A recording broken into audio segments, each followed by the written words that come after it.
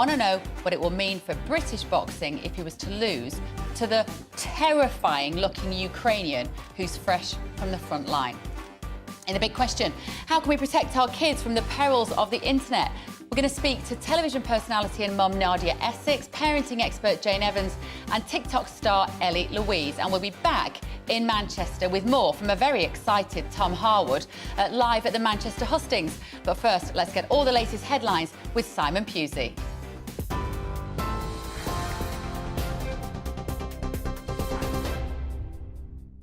Thanks, Bev. I'm Simon Pusey in the GB newsroom. In the last few minutes, the Tory leadership hopefuls Liz Truss and Rishi Sunak have finished setting out their vision for the country at another Conservative hustings.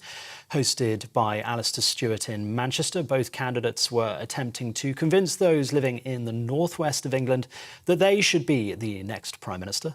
The former Chancellor repeated his claim that he was the most northern Tory Chancellor the UK had had in 70 years. Meanwhile, the Foreign Secretary said there should be league tables for police forces. Mr Sunak emphasised that if he were Prime Minister, his one priority would be to get radical with reform of the NHS. 15 million missed appointments in the NHS, not just at GP surgeries, but at hospitals too. Now, not only does that not value our doctors, it also deprives people of the care that they urgently need. So if we can get tough on missed appointments, then that's not about making money. What this is about is changing behaviour in this country. But if we're not prepared to get radical on the NHS, get efficiency out of it, we will never reform it, and I will never cut your taxes, and that's what I want to do as Prime Minister. Meanwhile, Liz Truss said the reorganisation of the NHS was not the way to fix long waiting lists and problems with ambulances.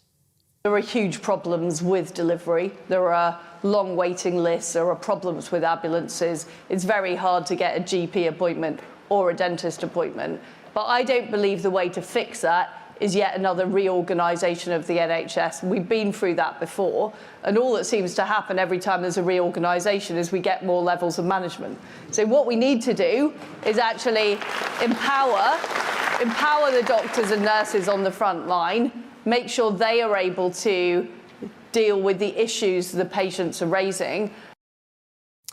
In other news, a member of the so-called Islamic State terror cell known as the Beatles has been jailed for life after being convicted for his role in the murder of American hostages. El Shafi El Sheikh, who grew up in London, was one of a gang of 4 Islamist militants branded the Beatles due to their British accents. He was given a life sentence for each of the 8 counts he was convicted of in April. Mother of one of the victims, Diane Foley, spoke after the sentencing. The James W. Foley Legacy Foundation welcomes this life sentence for El Shafi El Sheikh. In order to deter violent crimes like international kidnapping and torture of American citizens, we must have accountability. We must have justice. And with today's verdict, we finally have a bit of justice. And commuters in London have been facing travel disruption today as public transport workers strike in a long-running dispute over jobs and pensions. The Tube had little or no services running, whilst most buses across West and South West London were also cancelled. Mainline services across the UK have been affected too due to yesterday's strike. And there's further action planned for tomorrow. TV, online and DAB+ radio, this is GB News. Now it's back to Mark Dolan tonight with Bev.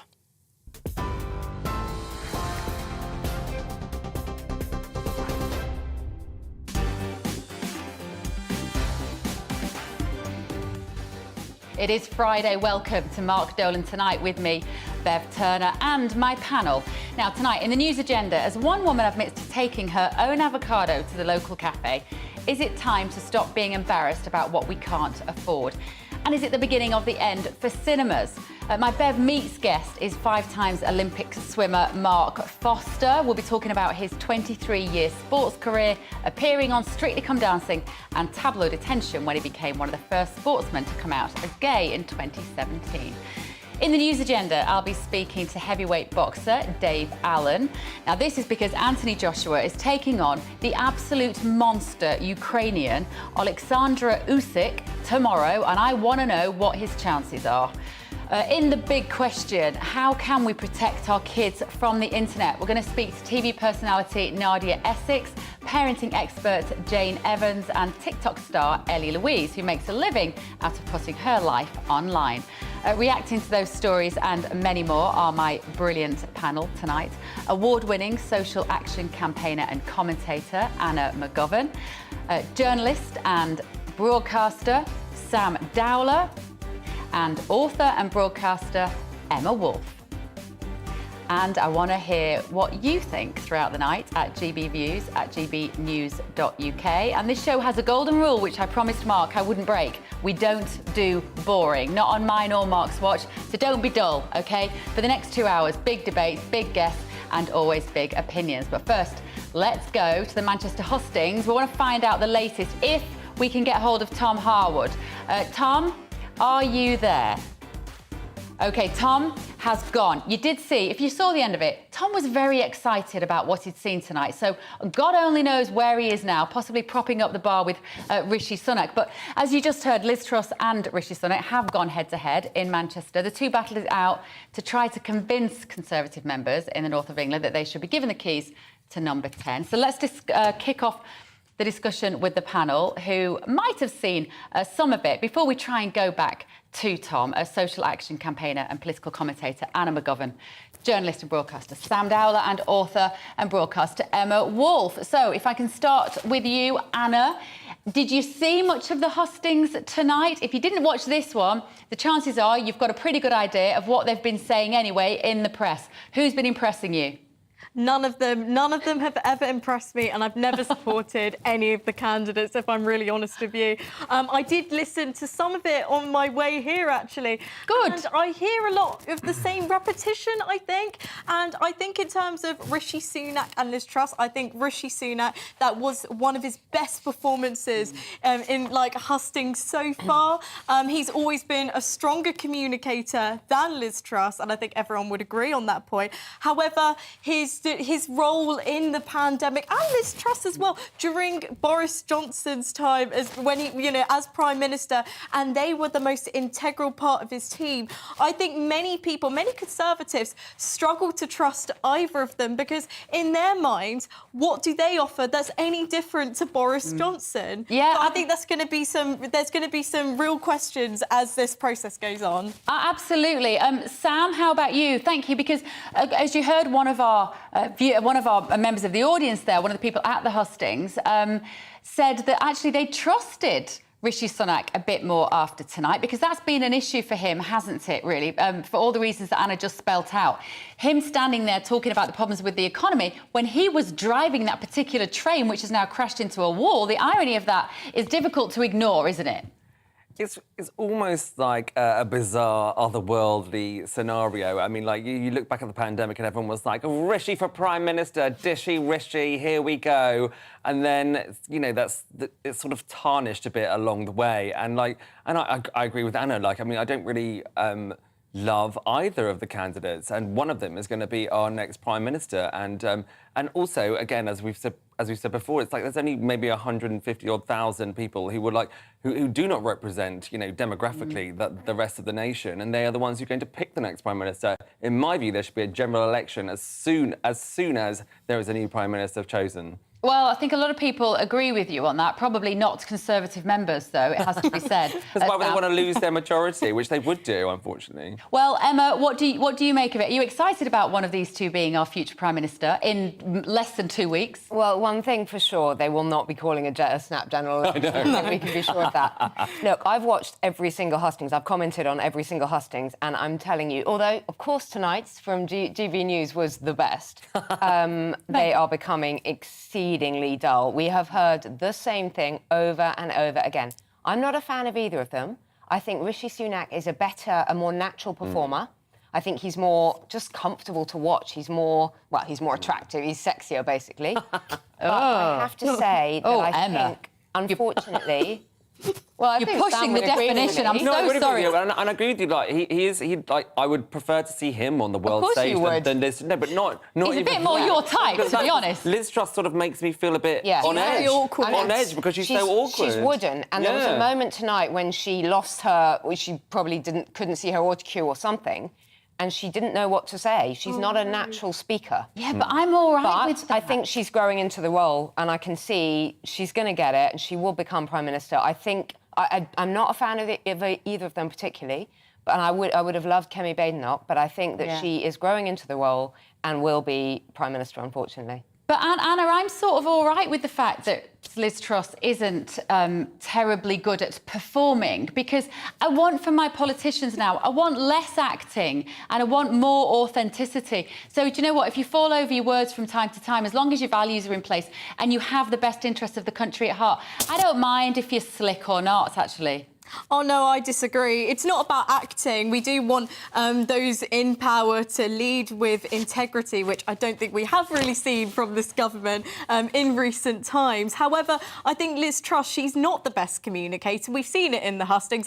I was actually in the audience for the Sky News debate, and it actually kept zooming in on my face when she was answering questions about her loyalty to Boris Johnson, because it was genuinely, as I've said, like watching a very slow death, because it was such a bad answer, and she was trying to defend the indefensible, and the audience, you couldn't really hear, but the audience were going crazy at her comments because it was just so bad. And I think, especially when you're going to be leading those really big discussions, you're going to be surrounded with world leaders, you need someone who's going to stand up for the country, and I don't know if she can do it. OK, Anna, Sam, Emma, we are just going to hold that there for now. I think we've got Tom Harwood. We've dragged him out of the bar in Manchester. GB News' political correspondent. Tom, how was it tonight? How was it for you, darling?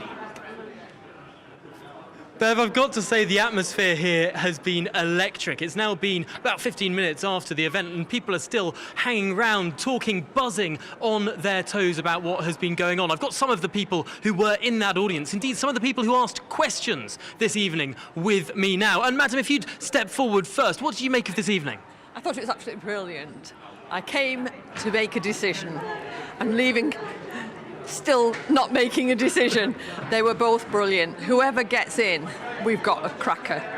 And are you leaning towards anyone individually? I've leaned both ways tonight. I've gone with Rishi and then back to Liz and then back to Rishi and back to Liz. I asked the question of Rishi. He gave me the answer I wanted, and that was about the green belt. At the moment, we're getting a lot of green belt being built on. In Culture, where I come from, I'm a borough councillor for Culture, Gladesbury and Croft. My name's Carol Benson, and I'm fighting passionately to stop them ripping up a field that has currently got corn on it and has had corn on it for hundreds of years, and stick houses on that we don't need. Well, that's such an interesting perspective, because, sir, if we can bring in you, sir, because you asked a question about house building, and that's almost sort of the opposite end of this discussion. What did you ask? I asked what the Conservative Party was going to do about increasing the building of housing, because the multiple of or the value of housing has gone up from 4 times average earnings to about 8 times, and fewer people can readily get onto the housing ladder. And do you feel like your question was answered? No, I don't think it was. We need to build more houses, and we need to ensure that people have the ability to buy them, and we haven't got that. And really interesting point there. I'm going to leave you there so we can get through as many voices as we can. Madam, what did you make of this evening? Well, I enjoyed the whole show basically, because it gave me a better opportunity to get to know who is actually the one who will lead this country in the right direction. My burning question was about the hospitals, because when in 2019 Boris Johnson came into power, our Conservative Party's manifesto said there'll be 40 new hospitals, and when I hear that at the moment out of those 40, 80% have got no completion date, or they will possibly be built after the general elections on what my worry is, that what's going to happen if we run out of funds, and when we're going to run out of funds and the whole project collapses. Really, really interesting and important point there, affecting not just Conservative members, but also people up and down the country. I think often we forget how much overlap there is between what Conservative members think and what people in the country think. Sir, what did you make of this evening? I thought it was a really excellent format. I came to the debates between Boris and Jeremy Hunt in the time that Boris was elected, and I thought that the whole way that it's being done now is much slicker, and indeed I think there's much more scrutiny of all the candidates. I thought that Alistair was very, very good. I thought he asked Rishi some really tough questions, and I've got to say I think Rishi did a fantastic job in answering them. Every time I see him, he impresses me more and more. Really interesting stuff there. Thank you so much. And excuse me, what did you think of this evening? I thought it was marvellous, yes. So I've seen both these candidates at the local gigs that they were doing in, where have I been? Knutsford and Chester, and I cast my vote. I was very difficult to decide. Do you mind me asking who you're voting for? Yes, I voted for Liz. It was a very hard decision, but I went for that decision, yes. Hopefully she'll do a good job. Well, interesting stuff. Thank you so much for talking to us, sir. And you have been sort of wavering. We were having a little bit of a chat earlier. You've been wavering. Has tonight helped you make up your mind? I was swaying towards Rishi at the start, but he has put on a really good performance tonight. And I liked his little piece at the start about being an underdog. But I think he has really shone with those tough questions. Alistair did ask some hard questions to both candidates, but Rishi does just come across so strongly. Would have liked to have heard more about his plans for rail, especially given that we're in Manchester. So the Goulburn link of High Speed 2. I know Liz has promised to build Northern Powerhouse rail in full, but there's no commitments from either candidates about the Goulburn link. I live in Preston, so it would really affect me with High Speed 2 trains to Preston in the north. So hopefully, whoever does come into power will get a solution on that, and we'll hopefully see shovels in the ground. Interesting stuff. Well, thank you so much for talking through, and thank you to everyone here for staying behind and talking through what was an extraordinary event. Hopefully this has helped people make up their minds, potentially even moved the dial in this leadership contest. Not long to go now. One of the last most significant events of this leadership contest here exclusively on GB News. Thank you, Tom. Well done. Moving the dial, that's what we intend to do here in GB News, regardless of what the subject is. Enjoy yourself in my hometown tonight. Be careful, they party quite hard there, Tom, just warning you. Right, let's go back to our panellists now. Anna McGovern, journalist and broadcaster, Sam Dowler, and author and broadcaster Emma Wolfe. So, what did you make of that? We heard a little more from our Mancunians there. It's interesting, isn't it, Anna? I think how everybody brings a certain topic to those. Like there was something that they all felt quite strongly about, be it the fracking or the transport. What would it be for you if you were there tonight? What would you have wanted a big answer on? Well, everyone who's going to be there, they're going to have issues that are most important to them. And I think that will be probably a very major factor in them making their decision about who they want to vote, because obviously they want a candidate who's going to be the Prime Minister that will stand for what they believe in.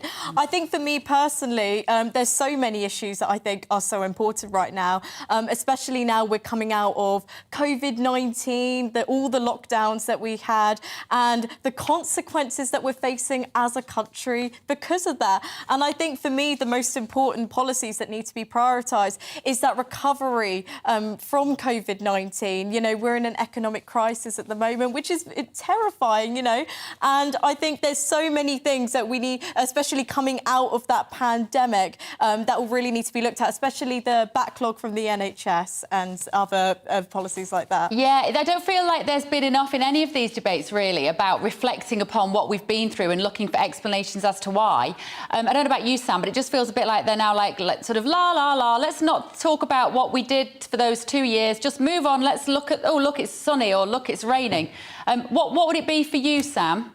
Well, I mean, I agree with Anna. It's so boring. It's always the same things over and over again. Like nothing's going to change. And what I would have liked to have seen is something to do with euthanasia, which is important to me and important to my family. And I think no one ever talks about it. It's something that could have put something different into the mix. And these are just subjects that they're not broaching anything other than just the bog standard couple of bits and bobs. They're just going round and round in circles and just hoping for this whole thing to end and wanting to just get out of it. Well, I mean, I must say in GB News' defence, you know, we've let the audience ask the questions which are important to them tonight.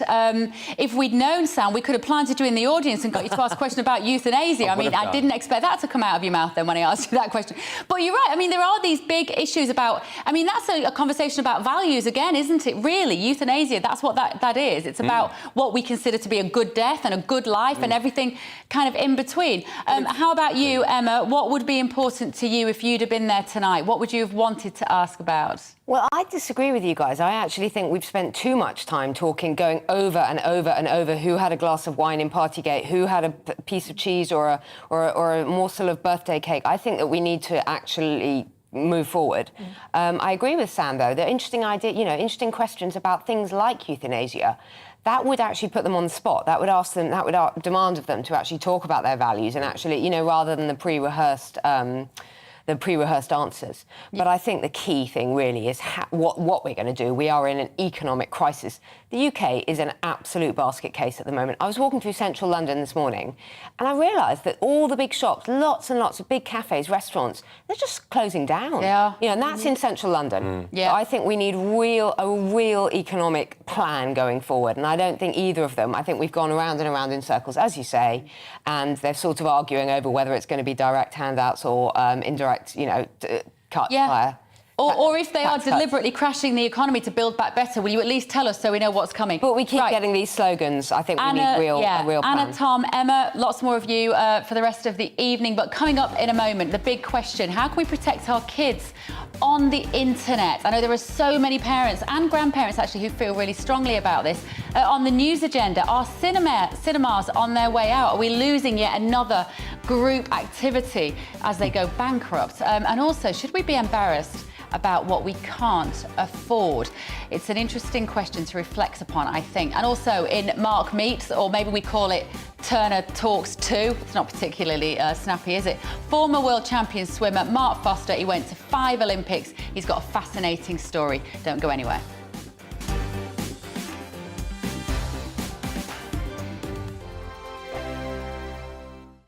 Join my show Farage, 7 p.m. till 8 p.m. Monday through Thursday, and there you will get opinion, analysis, debate, and I'll cover stories that nobody else dares to touch. You've been cancelled. Join the club. Oh my goodness me. And then for the last 15 minutes, talking pints. We're over a drink. We have a civilised conversation with someone. We very often disagree, but we do it in a grown-up way. Come and join me on Farage.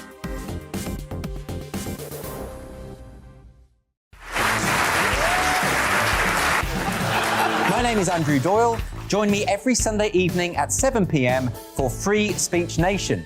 This is a show where we address current affairs and news stories of the week with the help of 2 wonderful comedian panellists. I brought in comics because I want to give it a lighter edge, and also they work for less. See you there.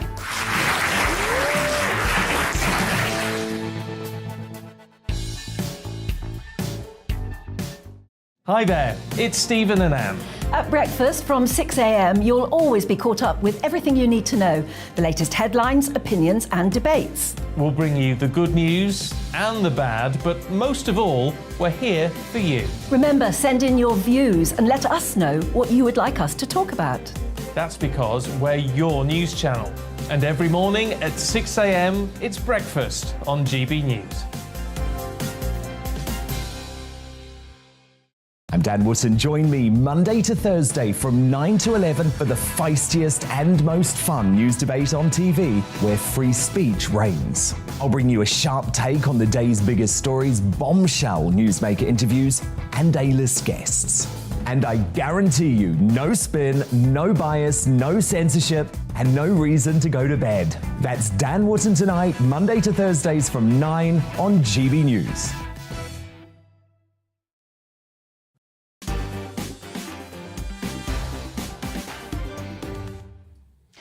Welcome back. I am Bev Turner, sitting here instead of Mark Dolan tonight, so stick with me, won't you, for the rest of the evening until 11 o'clock. It's time now for the big question, in which we tackle a major news story of the day.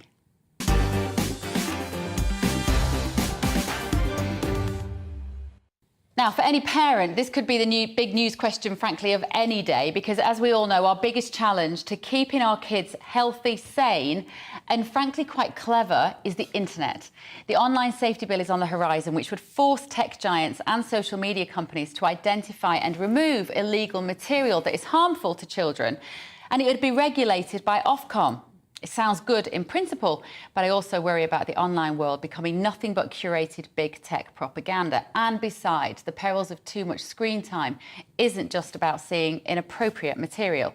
In a new survey of 2,000 young people, nearly half say that they're experiencing mental health difficulties, but 3 in 10 haven't asked for help. So, who should be in charge of protecting our kids from the perils on the web? So to discuss this, I'm delighted to welcome television personality and mum Nadia Essex, a parenting expert Jane Evans, and TikTok star Ellie Louise. I'm actually going to come to you first, Ellie, if you don't mind. So first of all, tell us how old you are and how do you make money by portraying your life on the internet? I'm 20 and I basically have lots of social media accounts across TikTok, Instagram, YouTube, where I essentially share my life with my followers. So whether it be showing my schooling or university now, and just all aspects of my life I share through social media content. Do you consider that a job, Ellie? Because when my now 18-year-old a few years ago was asking to have a YouTube channel, probably about 6 years ago, I said, oh, don't be ridiculous, that's not a proper job. And now I look at people like you who are being creative and gaining, I mean, look, you're on the proper telly now, not just the internet. So it can't be all bad. How did your parents take the idea of you doing this? So I did start when I was quite young. I think I was about 11 or 12 when I first wanted to start posting online. And of course, at first, there's probably 10 people watching and they're all my friends from school. And so in that kind of respect, my parents were relaxed at first. But once I started to post regularly and gain a following, they were a little bit concerned, but would help me manage it and help check my videos and check what I was posting to make sure everything was safe to go online. And that, I think, gave them a little bit more peace of mind that they were in control a little bit more. And of course, you'd have open content because you were wanting to gather a following, I presume. So it wasn't just the kind of closed accounts that your friends or your family could see. Did your parents talk to you, or did anybody talk to you about the risk of maybe weirdos watching you and what that might end up leading to? Yeah, definitely. I think it was something that I was taught in school, and then also my parents, of course, are quite protective and would want to make sure that what I'm posting is almost so internet safe that it can't be perceived in that strange, like unwanted way. And I think that it probably was my parents more so than anything that would really monitor what I was posting, especially when I was younger, and make sure that I was aware that I can't just post anything without worrying about what it is. And so they would help me make sure it was all completely fine to be online. And how much time did it take up at first, Ellie? And how much time does it take up now? It's kind of like I never really knew that it would grow as much as it did. I was just making content because I really enjoyed doing it and always wanted to be an influencer, but for the point of making content that people would enjoy rather than gaining followers or making it a career. So I think when I was younger, it was kind of after school, I would do things maybe a couple hours a night, if that. And then now I'm at university, so I'm a student as well. So it does kind of take a little bit of a backbench to my studies at the minute. So I'm probably still spending maybe like 8 to 10 hours a week. So it's like a small part-time job for me, really. And is it generating, one last question, is it generating revenue for you yet, Ellie, or is that further down the line? Yeah, it is. I think from like posting for a long time, I've obviously got a lot of content online, which especially on things like YouTube, it continues to generate revenue like years on if it's still getting engagement and views on it. So even on my older videos, now I'm not as active because I'm at uni, I'm still gaining some revenue from it. And so does that money just plop into your bank account from YouTube and basically pays for your education? Yeah, pretty much. You see, Jane Evans, parenting expert, you hear that and it all sounds really positive. And look at Ellie, she's beautiful, she's clever, she's gone to university, she's obviously managing it well. But it's not like that for everybody, is it? No, it really isn't. I think the importance is what Ellie's talking about is the backing of her parents, and it sounds as if her parents, your parents, Ellie, are pretty savvy, and check in with you and make sure that you are okay in this process, because that's the most important thing. Anything to do with our children, being a top footballer or whatever it is, it's all well and good, but the priority always has to be our children's mental health, their emotional health, and their safety. And I think it sounds like that they've really got that covered for you, and that you have a good awareness as well of how you can, in a healthy, safe way, and probably a helpful way for other young people, make this okay. But of course, for some children and some young people, they don't have parents who know about this stuff, who are able to support them in this way. And they are the very vulnerable children who are really open to and are targeted, unfortunately, by people who want to groom them and get them to do things that are going to have very lifelong, very, very negative impacts for them, sadly. Nadia, we have to accept that the internet is part of our children's existence. I don't see it going anywhere soon, and in some ways we have to admit it can be a positive influence in terms of education. But it is our constant enemy, is it not, in terms of keeping our children? I would go so far as to say, I was listening to Jane saying about making them vulnerable to, unwanted attention, let's say, from unscrupulous individuals. But I think it's also a bit more than that. It's about making them want to do anything else than sitting and looking at a blooming screen, even if that's going out and playing in the sunshine. What do you think? I have a 2-year-old, so it's a little bit in the future, hopefully, that technology comes into his life. But even now I'm anxious about it, because I'm probably the last generation that experienced growing up without the internet. Like, mobile phones kind of only just were accessible when I was about 16. So, pre then, we just went out to play, and there was no accountability or nothing. You just did what you did, and you came home at a certain time, and you ate mum had dinner on the table, and you were good to go. Whereas now, literally, children are equating their self-esteem with the amount of likes that their photograph gets. And I think, especially for girls, you are going to get more photographs if you wear a swimsuit, for example. You're going to get more likes, on your photograph if you wear a swimsuit. And so if you're not careful at a young, impressionable age, you'll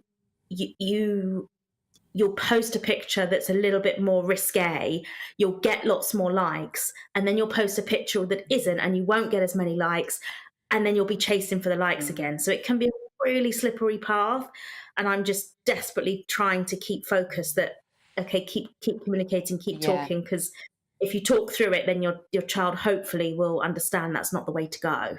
And your 2-year-old even now will probably want to watch, Peppa Pig on the iPad if you let them. It is incredibly addictive. That's what you're talking about. And that's a kind of addiction to the feedback. But there are many ways, Jane, aren't there, in which it becomes addictive in all sorts of ways? Yes, I mean, one thing I would say to Nadia, I actually did a video earlier on this, is start early with your children. So not necessarily talking about the internet. So my granddaughter is nearly 2. And what I'm doing with her, and her parents are doing, is we keep tuning into her intuition all the time in daily life. Because the thing that's really going to keep children safe, whether it is playing out actually or on the internet, is if they are very attuned to their feelings and their intuition. So what's happening on the internet, I follow some great Facebook pages, Not My Kid and Bark Parental Controls, and they help me understand this, that people are on the internet all the time posing as a 12-year-old when they're really a 42-year-old. Now, if you keep working with your child all about their feelings, what did that feel like in your body when you felt scared? Then when they are one day, unfortunately, everyone is going to be, or fortunately, whichever way, online, then they're very attuned to this boy or this girl says they're 12, but I get a weird feeling. And I do sadly come across stories through the work I do with parents of young children who have been targeted, and older, and sometimes it's boys who've been targeted. They've actually been persuaded to put sexual pictures or naked pictures of themselves, and then they've been taken and they've been shared across. But it really does start where you are, Nadia, with young children. Start with that, and then keep the conversation going, sounding like what probably happened for Ellie, that, you know, let's just be wise about this as parents and grandparents, that this is the reality, and we have to be Yeah, but the problem is, Jane, they're always one step ahead of us, aren't they, when it comes to tech? That is the challenge. We think we've got the system sorted and somehow they crack it. Ellie, Louise, let me ask you about that sense of wanting the likes and wanting the recognition, because those two answers there kind of tie together. You've got the child that wants the likes and recognition. If you want to like them too much and somebody asks you to send a naked picture of yourself, the temptation is you might become too vulnerable and you might just do that. How did it feel to you, Ellie, when you first started on TikTok and on YouTube, and how does it feel now in terms of getting that external validation, the likes, the hits, the comments?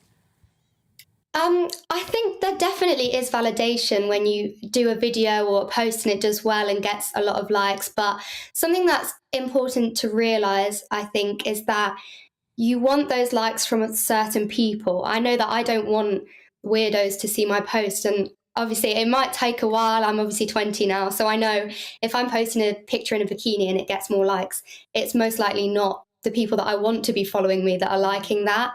And I guess that's something to be taught to younger children and to younger teenagers, to realise the difference between content doing well because it's being received by an audience that you want, and content doing well because it's being seen by people you might not want to see it.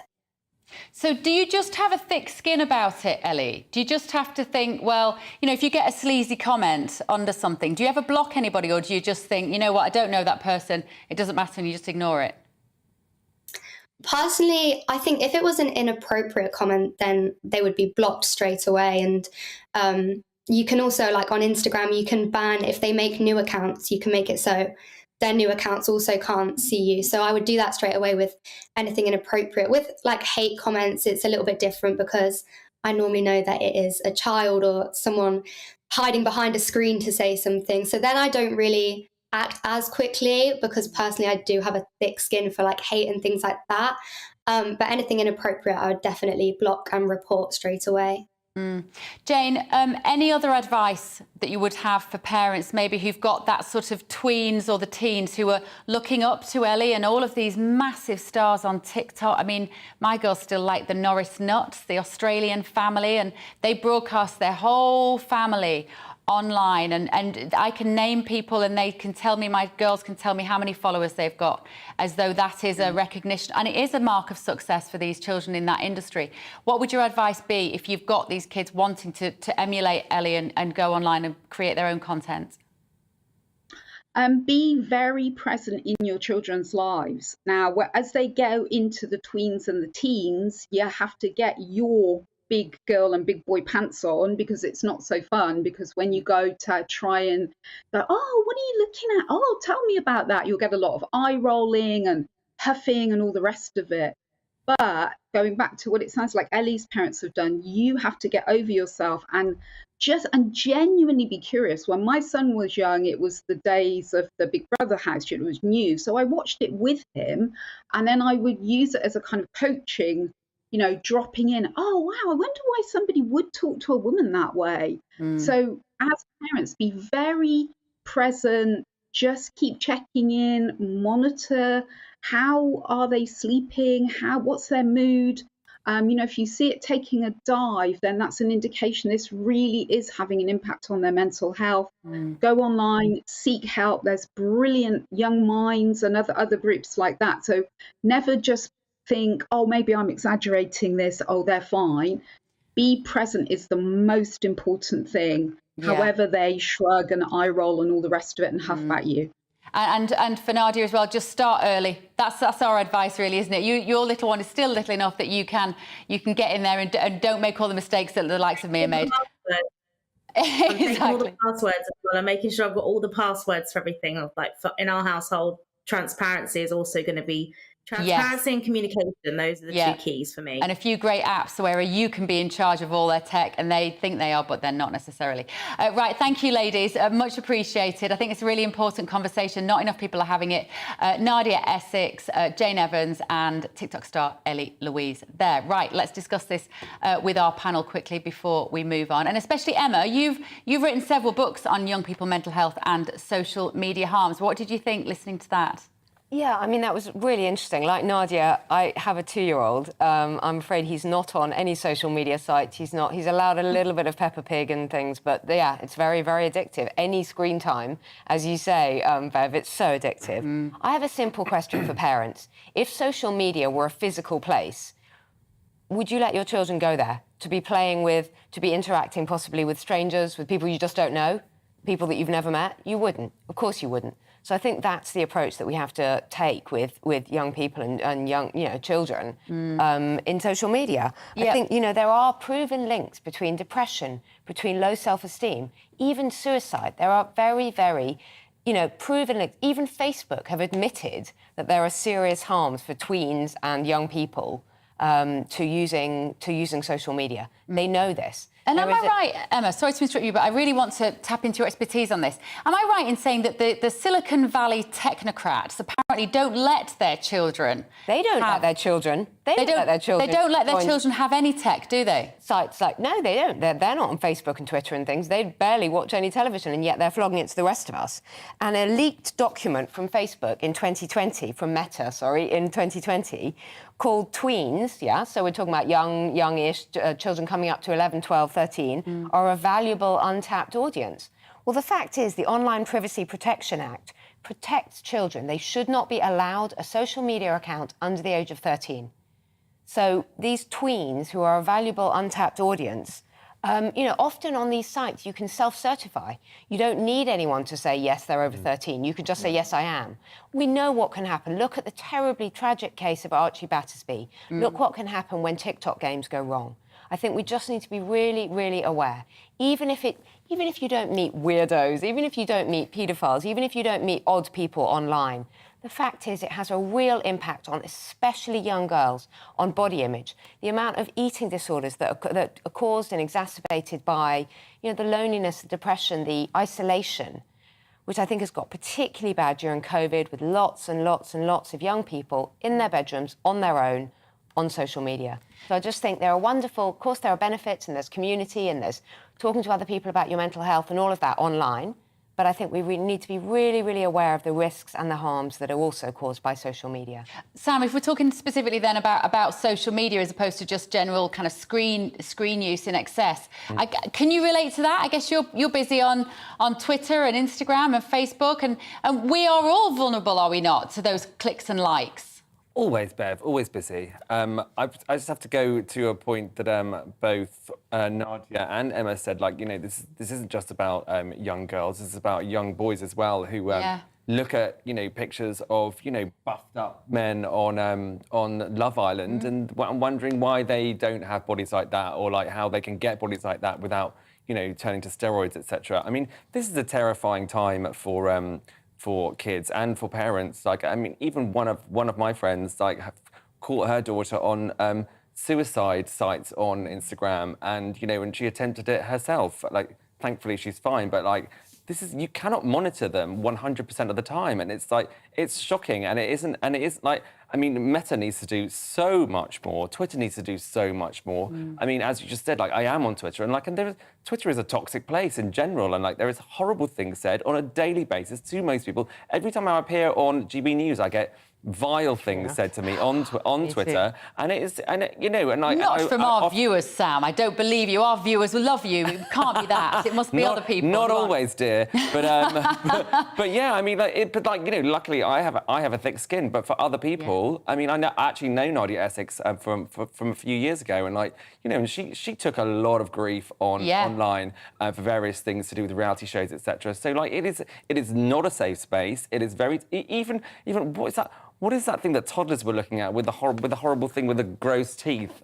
I don't know. There was like they're literally like I don't understand, for example, why people would want to host a suicide space or or try and like drag children into doing something. Like I mean, there's like a meanness about it that I just don't understand. No, absolutely. Anna, I wanted to come to you, but we've run out of time, so I will be back straight after we've done our next section. I will be coming to you because I'm sure you've got lots of interesting things to say, as always. But just a moment, we're going to be looking at Anthony Joshua's must-win fight this weekend. And is bare knuckle boxing making a comeback? I've got a few questions about that. And also, just after 10, I'm going to be chatting to swimming legend Mark Foster. See you shortly.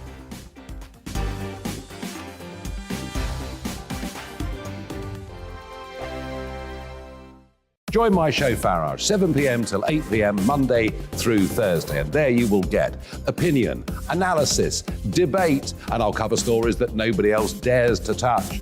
You've been cancelled. Join the club. Oh, my goodness me. And then for the last 15 minutes, talking pints. We're over a drink. We have a civilised conversation with someone. We very often disagree, but we do it in a grown-up way. Come and join me on Farage.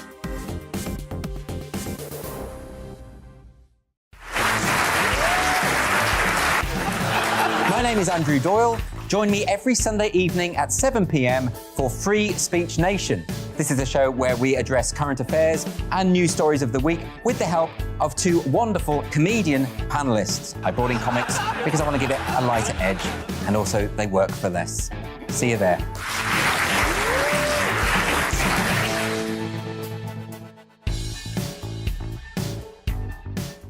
Hi there, it's Stephen and Anne.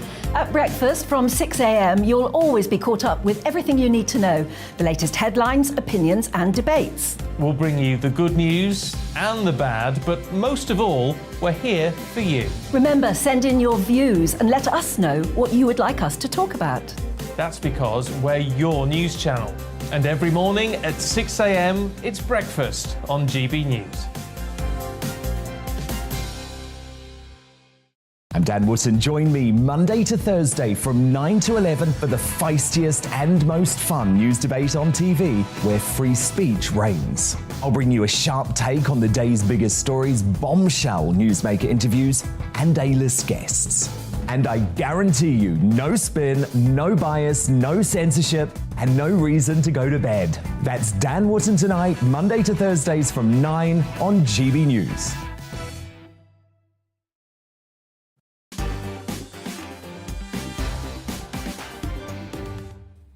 Good evening, it's Friday night. I am Bev Turner here, just in for Mark Dolan while he's on his holidays. So, right, tomorrow could be a career-defining night for British boxer Anthony Joshua. He's going to try and win back his 3 world titles from Ukraine's Alexander Usyk, one of Britain's highest-profile athletes. Joshua lost those titles to Usyk earlier this year, but he's got the chance to avenge that defeat in Saudi Arabia tomorrow.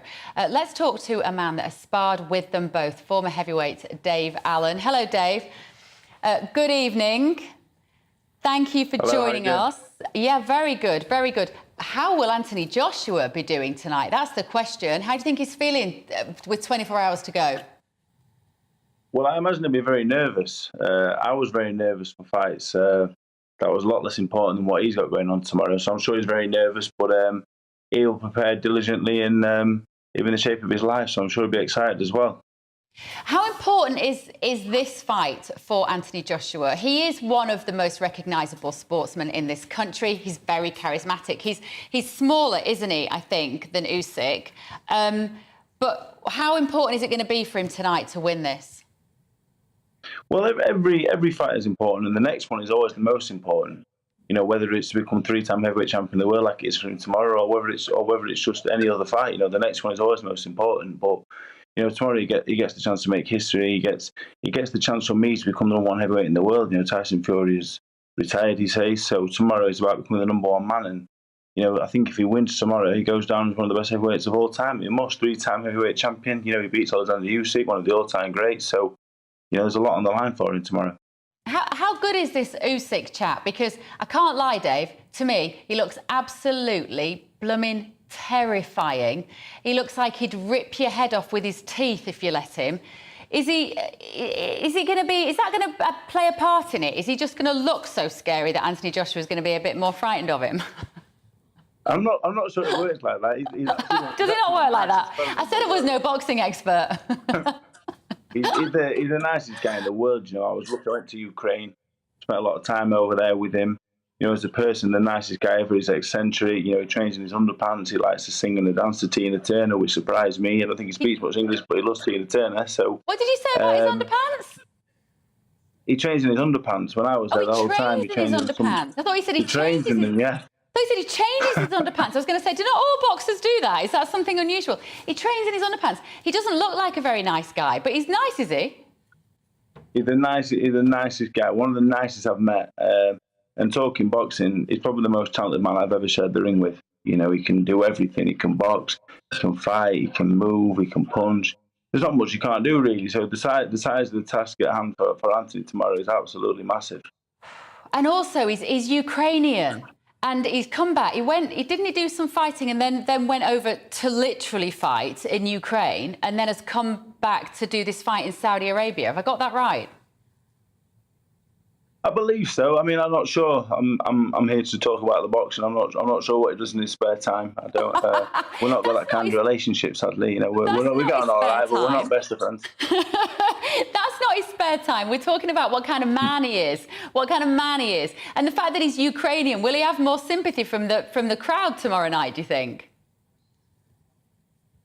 I'm not sure about that. You know, it's about business tomorrow. You know, tomorrow's about him cementing his place as one of the best fighters of all time. You know, it's about Anthony Joshua getting redemption for the first fight. So when the bell goes, it's all about 36 minutes or less of pure boxing. We'll see who comes out on top and who's number one man in the world. Do you have any idea why they're fighting in Saudi Arabia? I'm not sure. I had no part in the promotion of the fight, sadly. I'd be a richer man, I'm sure, if I was, but I'm just a boxer. You know, I don't do promoting. I just do the fighting time to time. Tell me about whether Anthony Joshua will ever end up fighting Tyson Fury, because even the little I know about boxing, I know that that's a big head-to-head that would get a huge amount of publicity, wouldn't it? I believe it'd be the biggest fight in British boxing history. You know, the superstars, they're bigger than boxing. I believe both of them are bigger than boxing at this stage. I think if Anthony wins tomorrow, I hope the Fury-Joshua fight happens. I would love to see Alexander Usyk, if he wins, fight Tyson Fury. I want to know who the best heavyweight in the world is. You know, as a boxing man, all I'm interested in is finding out who the best heavyweight in the world is. And what will Anthony Joshua do if he loses, do you reckon? There's lots of fights out there for him. The Dylan White rematch, Deontay Wilder.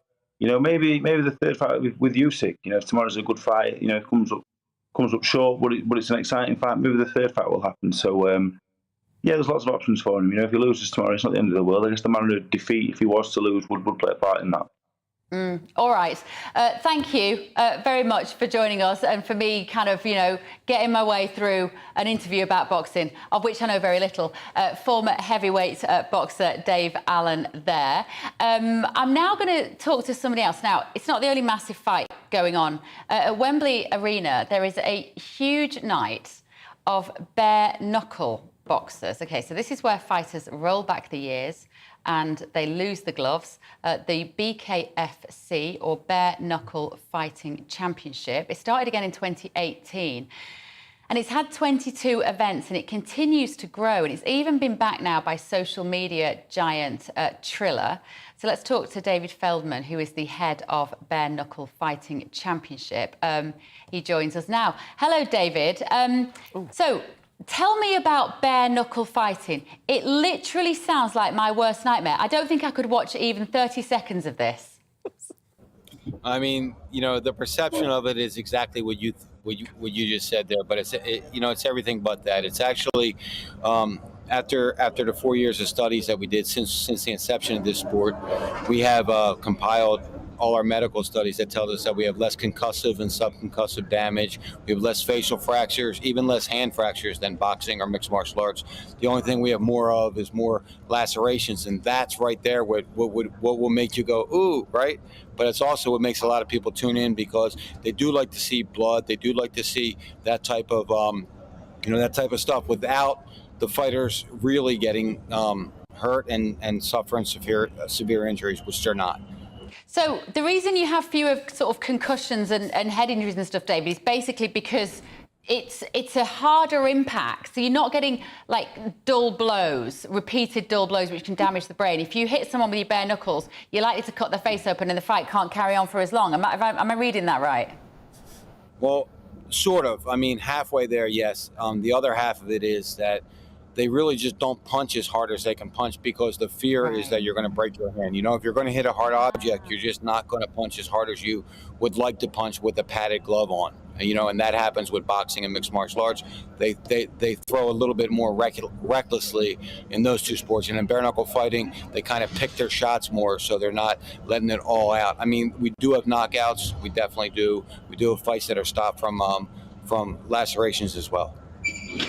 So is it becoming more popular? As I just said then, it's really growing in popularity, isn't it? Why do you think that is? I mean, it is a very... Can I just ask a terribly sexist question? Is it only men that do bare knuckle fighting? Or is it a women's sport as well? No, actually, up until this fight, our highest paid person on the roster was Paige Van Zandt, a woman. So she was the highest paid athlete on our roster. She drove the most numbers to this sport. The perception is, like, again, bloody, brutal. It's not bloody as you think. It's not as brutal as you think by any means. And we have, you know, some of our roster are the most beautiful women that you've ever seen. Our fight we did last July was Paige Van Zandt versus Rachel Ostovich, two really beautiful, beautiful women fighting each other inside our ring. And they didn't come out with much damage. I mean, you know, it's fighting, so if you get hit in the face, you're going to get swollen a little bit. You may get a laceration, but they don't get severe injury, and that's why we're having fighters of really all walks, boxers, mixed martial artists, men and women, all lining up to be a part of this organization. Is it promoting violence, though, do you think, David? I mean, anytime that two men or women stand inside of a cage, a boxing ring or our ring, it's, you know, I guess you're promoting violence. If you're going to hit each other, then you're promoting violence, but we're not promoting violence outside of it. I mean, you know, we want people to want to watch people punch each other, and that's what they do in boxing, and that's what they do in mixed martial arts. So, you know, I don't see it as being much different. I want to bring in my panel, Anna. Human beings are weird, aren't they? That's what I'm thinking watching this. Would you want to watch a bare knuckle fight? It wouldn't necessarily be my choice of TV. It's not something that I normally watch. But I actually think, to be fair, that they do provide a really important role models, especially for young people that look up to them, because many of these people as well, outside of the ring, they will get involved in really important causes and charity work and such. And young people, I think, they look for role models. And I think especially they look up to these people. You know, there'll be young people who enjoy watching that sort of thing. I personally wouldn't say myself that I'd watch that sort of thing. But I think there's many benefits to having that role model present. And, you know, for young people as well, watching it. Yeah. David, when is the fight? How many people will be there watching, do you think? The fight is tomorrow night, Saturday night at the Wembley Arena. We're set up for 6,400. We have very limited amount of tickets left, so I think it should be a sellout.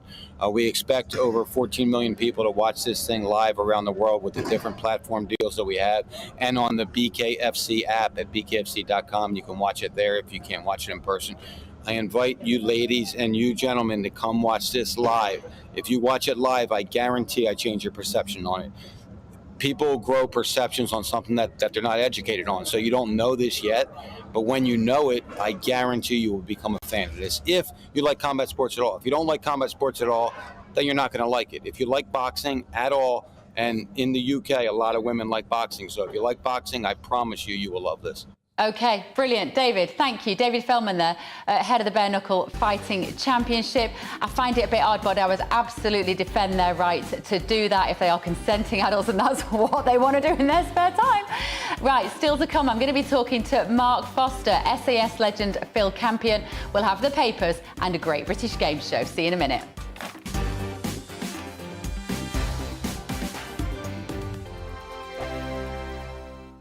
Join my show Farage, 7 p.m. till 8 p.m. Monday through Thursday, and there you will get opinion, analysis, debate, and I'll cover stories that nobody else dares to touch. You've been cancelled. Join the club. Oh my goodness me. And then for the last 15 minutes, talking pints. Over a drink, we have a civilised conversation with someone. We very often disagree, but we do it in a grown-up way. Come and join me on Farage.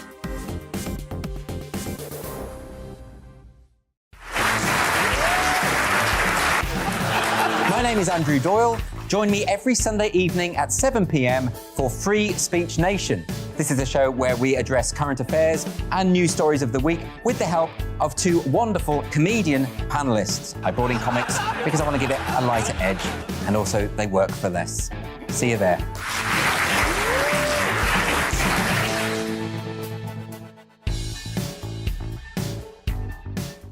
Hi there, it's Stephen and Anne. At breakfast from 6 a.m, you'll always be caught up with everything you need to know, the latest headlines, opinions and debates. We'll bring you the good news and the bad, but most of all, we're here for you. Remember, send in your views and let us know what you would like us to talk about. That's because we're your news channel. And every morning at 6 a.m, it's breakfast on GB News. I'm Dan Wootton. Join me Monday to Thursday from 9 to 11 for the feistiest and most fun news debate on TV, where free speech reigns. I'll bring you a sharp take on the day's biggest stories, bombshell newsmaker interviews, and A-list guests. And I guarantee you, no spin, no bias, no censorship, and no reason to go to bed. That's Dan Wootton Tonight, Monday to Thursdays from 9 on GB News.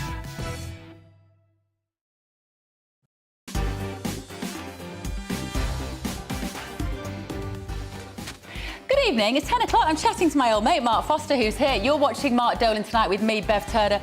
Mark Dolan is away soaking up the rays, so I'm going to be filling it this weekend, I'm afraid. Now, in a couple of minutes' time, I'm going to be joined by British sporting legend, swimmer and Strictly star Mark Foster.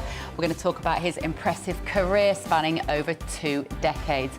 In the news agenda with my panel, are cinemas on their way out? Can they no longer make ends meet? And should we be embarrassed about what we can't afford? We've also got tomorrow's papers at exactly 10:30. But first, the headlines with Simon Pusey.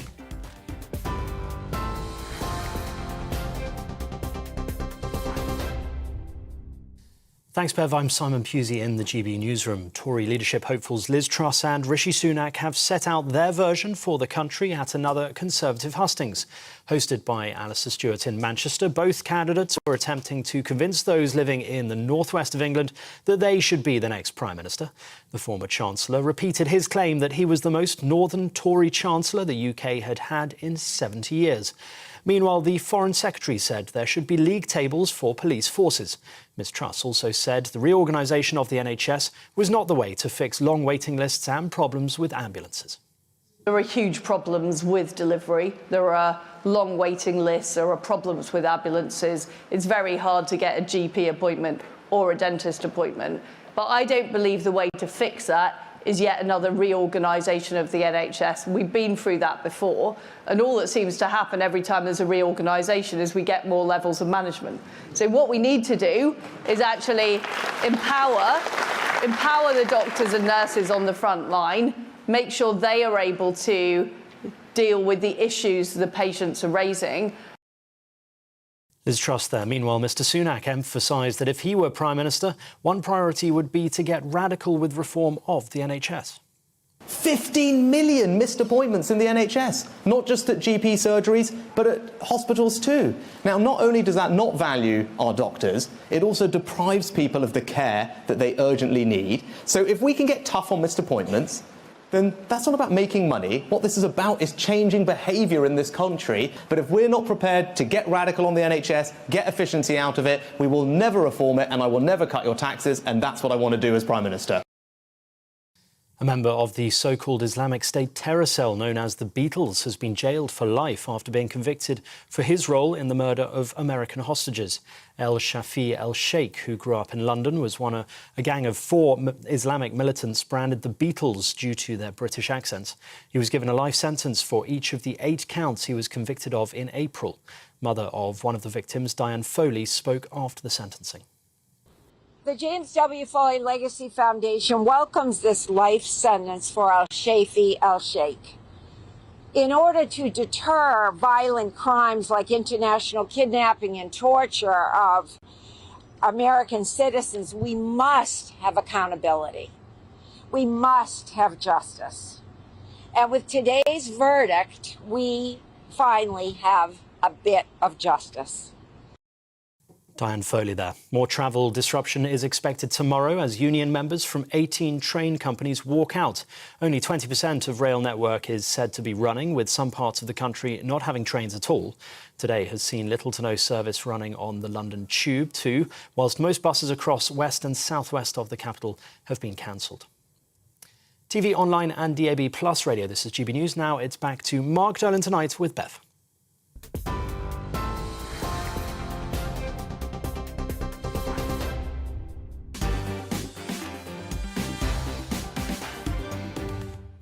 Good evening. We've still got plenty more to come. We've got some top news from the forces with SAS legend Phil Campion. And in our news agenda, are cinemas dying out? And at 10:30 exactly, we'll have the papers hot off the press. But it is time now for our featured interview with Olympian swimmer Mark Foster. This is where I talk to the biggest names in the world of politics, showbiz, sport, business and beyond. This week's guest is a man who was one of Britain's all-time greatest swimmers. He's got 6 World Championship titles, 2 Commonwealth titles and 11 European titles to his name. Welcome. Welcome, Mark. I should also confess that we've known each other since we were I was about 15 years old. I remember you being, you had the sort of name of you were the bad boy of British swimming. I was at one point, yeah. you were 15, I was probably 16, 17 years of age then. Yeah. And I think it was a time when, I was a kid, I was a teenager growing up. Yeah. And I think probably reflecting now, something to do with, because I knew, and not an early age, but I knew sort of 15, 16, I was slightly different.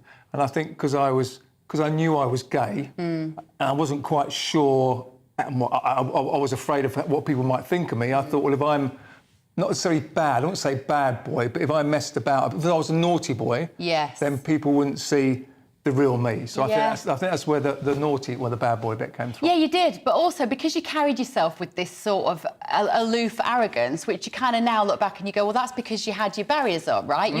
You always had your protective screen up. You were one of the first athletes to have tattoos. Like this is before David Beckham made them very fashionable. And now, frankly, you're not allowed to play sport, it seems, unless you're covered in tattoos.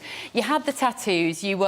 Everybody said at the time, like, he is the most talented swimmer. And because you were a sprint front crawler, right? So that was the fastest stroke in the pool. Once you dived in, you were a sprinter. You were the quickest man down the pool. And everyone said, oh, he's got all the talent, but he just doesn't work very hard, does he, Mark? If he just put the hours in, he'd be so good. Yeah. Came easily. Everyone had their... I mean, I was blessed with speed, first of all. And then it was one of those situations whereby people were kind of like, oh, well, if you only worked a bit harder, you could do X, Y, and Z. And as a young kid, I did work a lot harder. I mean, I trained with Sarah Hardcastle, who was, 400 and 800 Olympic silver and bronze medalist in 1984. So I did 60, 80 kilometres a week, a lot of up and down the pool stuff, but I didn't get any quicker and I didn't keep going any longer. So speed was my thing. It happened to be the blue ribbon event. So I'm going to say the 100 metres of the track, the Usain Bolt of the track, that's the 50 metres freestyle of the pool. So I was lucky I was in the glam event. Yeah. And I do remember the tattoo thing was, before the Commonwealth Games in 1986, you'll know these names, Jeff Stewart and Johnny Broughton. Yeah. The 3 of us hanging around together, we were the 3 naughty boys. Yeah. And we all said to each other, if we qualify for the Commonwealth Games, bearing in mind at this point I was 15, we all said we'd have a tattoo. So we all went off. At 15? At 15. I know, my mum kills me still. So basically we all trained in different parts of the country. I trained in Essex, Jeff was North London and Johnny was Leeds. So we qualified for the Commonwealth Games, we went home. We all had a tattoo, and we got back together for a championship before the Commonwealth Games, and we all looked at each other's tattoos, and mine looks like a Japanese rose. Johnny's looked like a squash fly because it was so small, and Jeff Stewart's looked like a tomato plant. So we all did really well, really. And then eventually you got the Olympic rings, which everybody's seen, because people like taking photographs of you, Mark, with no clothes on. They used to, yeah. Yeah. Oh, no. There are some of us who still might quite like to. But, you know, you always had this incredible physique. You, what, 6'6"? 6'6", yeah. 6'6". And, of course, that was always your presence. You know, you looked amazing on the poolside. You really turned it around, though, didn't you? You went from being distracted and not really focusing on your sport and all these coaches going, come on, Mark, pull your finger out, focus, you can be amazing. What happened? What changed? Well, 1988 First Olympics, so 86 Commonwealth Games, 88 First Olympic Games. I came back from the Olympics, there was no money in the sport. Yeah. So it was kind of like, it was a hobby. So to make ends meet, I worked as a career driver, fitted double glazing windows, linesman, groundsman, did all sorts of bits and pieces. And then I met someone. I met someone at the end of 91, met a guy called Vincent. And we got together, we were together for 19 years. But at that point, it kind of gave me a little bit of stability, and I think possibly at that point, well, actually, I know at that point, it was kind of like you mentioned back to, me being gay. I then found someone where I felt I could be myself. Whereas before, it was kind of like I grew up in an environment in the late 70s, early 80s, where all I heard from the playground to the changing room to the TV was, being gay was not normal. It wasn't allowed. It wasn't allowed. It wasn't the right thing to do. So I kind of went, well, where do I put this? Because I think I'm like this, but I'm not quite sure. Yeah. And then all of a sudden I found someone where I was like, okay, this is, if being gay is wrong but falling in love with someone's right, then where does that fit? So I kind of went, oh, well, I found somewhere where I can be myself. See, none of us knew that. No. None of us knew that, even at the time. Like, people who were relatively close friends, and I was part of that group to some degree. You kept it quiet for so long. Now, why was that? What was it about being a sportsman then that meant you couldn't come out? And then what changed? I think a lot of that is down to, I'm going to say, showing weakness. Although we know it's not a weakness, I think I'm so used to hearing the negative side. So you're like, OK, well, that's a weakness. It wasn't Don't show it. macho. It wasn't masculine, right? And there was no one when I grew up that on TV that I kind of went, oh, OK, I'm like that person. I always felt like, well, I'm like no one here. Yeah. So. Well, everybody who was on TV was just super camp. Yes. Right? It was like Saturday Night TV, Larry Grayson, and everyone had to be light on their feet. You're not like that at all. No. But so I think what I found then was, OK, well, if I'm told it's so wrong, don't share it with other people because I was afraid of what their reactions are going to be. Don't share it because I was afraid of what sponsors might say. It was kind of like the secret became bigger. The longer it went on, the bigger the secret became. And of course, when your secret becomes really, really big and you don't want to share it, it's almost like, I don't want to open Pandora's box. So then I got so used to living two separate lives, telling lies, and that it just became a habit after a while. And then a cycle. And then obviously they put you onto Strictly. And you weren't out at that point publicly, were you? I remember thinking, because by that point I knew, and you told me one day, you said, I'm telling you I'm gay, and I was like, well, thank God for that, because I tried to pull you so many times and you weren't interested. But I thought, if those sequins don't out him, nothing will, right? But then you go on to all the tabloid attention, you go on Strictly, right? And the spotlight is on you straight away. You must have known then it was inevitable. I think coming from the sports world, in a minority sport, it's kind of like you're only sort of looked upon once every 4 years. Yeah. So when it comes to the Olympic Games, it's like the spotlight's on you, and then it's like, oh, swimming's gone again for another 4 years. So I wasn't a Premiership footballer. I wasn't I wasn't a heavyweight boxer. So I could kind of hide away beneath the surface a little bit, and then I just Strictly Come Dancing. All of a sudden, it was like, all right, now you're fair game. Yeah. Which I didn't quite get, because I'm like, well, I'm just doing a TV show, but all of a sudden, the tabloid press was interested. So like, now you're fair game. And I did. I got doorstopped by News of the World and The Sun. When I literally just started the show probably 4 weeks in or something, they doorstopped me. So, and then at that point, it was also a little bit like, well, hang on, this is my personal life. What of interest is it to you? It should be on my terms. And then it triggered that little kid that was like, oh, don't let anyone find out. So I kind of went back into, I hid away again. And the only reason, literally, that I came out sort of 4 years ago, I say I came out, I was already out because people knew. Yeah. But out. In the public eye, people didn't know. Which was when I heard things like, certain countries around the world, there's still the death penalty. Yeah. Even within the UK, people are still beaten up. And that's not just about being gay, that's about being different. Yeah. It can be the colour of your skin, it can be your sexuality. And I thought, well, I wasn't a tortured soul. I was in a very loving relationship. So if me coming out, that little 13-year-old, 10-year-old Mark, whatever it was, that kind of like felt he was different and could go, or there's someone like me, that I could help someone else. And it might be another part of the world, it could be anywhere. It's a very different landscape now, though, isn't it? Things have changed an awful lot. Do you think if you were a 15-year-old swimmer now, you'd be able to just be gay and be out? Yes. Yeah, I do. It's hard for me to say. So what's wrong with football? Premier League football is still in the dark Does age. it come to the terraces? I don't know. The terraces are brutal. And then there's still, you know, we know how brutal people can be. And especially, I'm a season ticket holder at Spurs and I go to Spurs all the time. Yeah. But it's amazing when you suddenly get a group of people together, quite normal, sane, acting people, and you put them together and they become animals. I'm not saying everyone. Well, it's easy to it's think, groups. isn't it? It's easy to think those days are gone where people get beaten up for being gay. It's easy to think, you know what, the wheel has turned sufficiently. We have so many people now who are out in the public eye. It's almost gone so far that it doesn't really matter anymore. We should be getting back to talking about character rather than getting back to talk about who people fancy. But then then I think about football. Every time I think about that, I think about sport and football and the fact that it isn't normal yet. I do a lot of speaking at the moment. I have done for 15 years now. But anything from motivational, keynote speaking, diversity, my coming out story, so to speak. And I was having a conversation with 500 people, and I was doing the questions at the end, and this lady at the front who was from Holland, I believe she was, and she was like, well, you know, why is it a big deal? Why do you have to come out? She goes, I don't have to come out. I'm heterosexual. I don't come out to my friends or my family and say I'm heterosexual. And I went, well, OK, well, that's good and I'm pleased. I said, but by you coming out as heterosexual, are you potentially going to get beaten up on the street? Are you potentially going to get attacked online or whatever it might be? Because there's people out there that do these things. And she went, no. And I said, well, that's why you don't come out. Because when someone comes out, and it won't, not necessarily just about being gay, there's lots of other things, as we know, within the LGBT plus community, you kind of putting yourself out there possibly to be targeted. Yeah. And I went through my career, and I think it's the thing, I qualified for the team at 15 years of age, I retired at 38. So I swam for 23 years.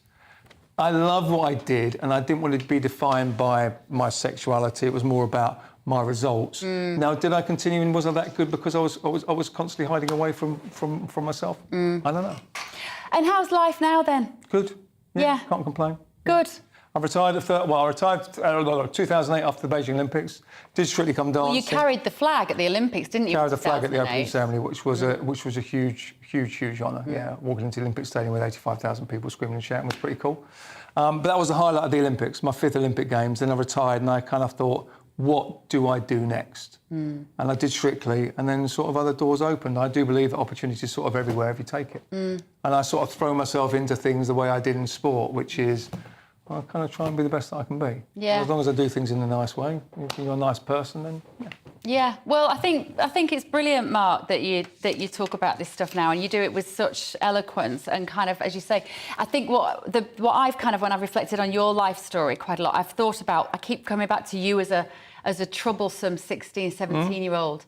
And actually, if you talking about your journey helps other kids that are acting up right now because they can't be themselves to go, actually, I can be myself. And it might stop some 15-year-olds getting tattoos. I don't like tattoos, as you know, and even if that's what you do is stop the halt of tattoos, I, for one, would be very happy about that. Right, Mark, thank you so much. It's lovely to see you. And we want more of you on GB News. Thank you very much. I'm trying to get that. Right, a few of your messages you've been getting in touch. A lot of you saying what an excellent production it was this evening with Liz Truss talking with Rishi Sunak and Alistair Stewart at the debate. Thank you very much for all your compliments about that. Congratulations to GB News for a professional and unbiased programme, says Paul. Very informative and very courteous from Alistair Stewart. And thanks also to Tom Harwood for his interviews. Everybody's raving about Tom Harwood, and I don't blame them, actually. And here we go. Linda says, Tom Harwood is absolutely brilliant. Where did you find this guy? He's such a professional. I don't know, Linda, I can't answer that question. I genuinely don't know. I'm late to this party. This station's been going a lot longer than me getting involved. And Elena said as well, this guy is just incredible talking about Tom, much like the amazing amazing Alistair Stewart. He is a tremendous young man, Tom. That's what they're saying about you. And Tess also says, I think Tom Harwood would make a great Prime Minister. I would vote for him without hesitation. And thank you for those of you who are saying you like my frock. Well, it's the evening. I've been on in the daytime quite a bit in the last few weeks. I don't have to get quite as dressed up. I've made a bit of an effort as it's a Friday night. Now, from one hero to another instalment of Campion's Champions, where GB News salutes those who work selflessly around the clock to ensure our freedoms still exist. Is there anything more important? This week, I was privileged to meet two top fellas who put the needs of others before their own. A Guinness World Record holder with a commando spirit and a policeman who was going the extra mile. I took a trip to Gibraltar Barracks to meet a Royal Engineer and Army Commando, Corporal Jack Jarvis, who became the first person to row from mainland Europe to mainland North America. Solo! Here we are in the squadron restroom. Jack, great to meet you, and thank you for bringing me onto your camp. And this is your room, isn't it? This is your commando room. This is the commando wing, mate. Phil, thank you very much for I feel I really brilliant. appreciate it. Listen, buddy, you have been doing some amazing stuff. I keep the jungle drums out there beating, right? And I'm here and you're doing cool stuff, right? What have you been doing? So, on the 24th of March, I became the first person to row from mainland Europe to mainland North America. 4,630 nautical miles, completely solo, unsupported. And in the process, I raised £70,000 for Brains Trust, a brain tumour charity based in the UK. Mate, that is nails, that is double nails. Yeah. You must get asked so many questions about this. Some bone ones, some good ones, all right? So I'm going to try and ask you. Mate, I've heard them all. I'm going to try and ask you some good ones, right? Go on then, mate. Mate, first of all, the feeling when you finished that, how did you feel? Oh, incredible, you know. It's not just 111 days, that was hard enough, but people don't realise the 18 months of planning, you know, the sleepless nights, all of these things. So that relief, joy, fulfilment, absolutely incredible. And you've had some good support along the way, haven't you? People have looked after you. The army have obviously let you go and do it in the first place. Yeah. They have, the army let me go. I mean, they could have paid me, but I went on unpaid career break. I can't fault, you know, the Royal Engineers, the REA charity. They really helped me. So a big thank you to them. And you know, without my military background and 12 years in the military, I wouldn't have had the mindset and tools to complete the task. When you're out there bobbing about in the Oggin, there must be, on your own, there must be loads of stuff goes through your mind. You know, was there any parts when you were completely like, what am I actually doing here? Yeah, probably within the first 4 hours. and Portugal starts to fade into the distance and I'm just like, oh, you silly lad, what have you done? Yeah. But that slowly goes, you know, and, you know, once you get into it, you know, you remove quitting from your mindset, because I did the option to quit, wasn't there? You know, you just crack on, and I just see it as I went to work every day, and the support I had was great. Everyone donating was fantastic, so a big thank you to them. They made it easy to keep going. That's so good to hear that, you know, other people got behind you. That makes it for me, like, do you know what I mean? Because it is hard enough on your own, but when you have got other people looking after your back, and that's what that's why I'm so keen that people out there realise what it is that you lot go through. Not just with this challenge in particular, but as a career in the military, you are asked to do some extremely dangerous stuff.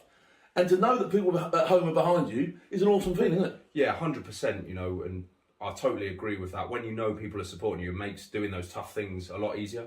So, yeah, any support for the military is absolutely fantastic, and I think it's a big thing that... What are you going to get up to next? I know you. You're a bloke who, to me, strikes me as someone who's got... The regimental ethos from where I come from is an unrelenting pursuit of excellence. You're going to be looking for your next challenge. What are you going to be up to? Well, 100%. I'm actually doing an ultra marathon in Chile in September. So oh, there you go. Just an ultra marathon. Yeah, 250k in the Atacama Desert. So I actually signed up to it when I was on the water, so I was a bit delirious, sleep deprived. Yeah.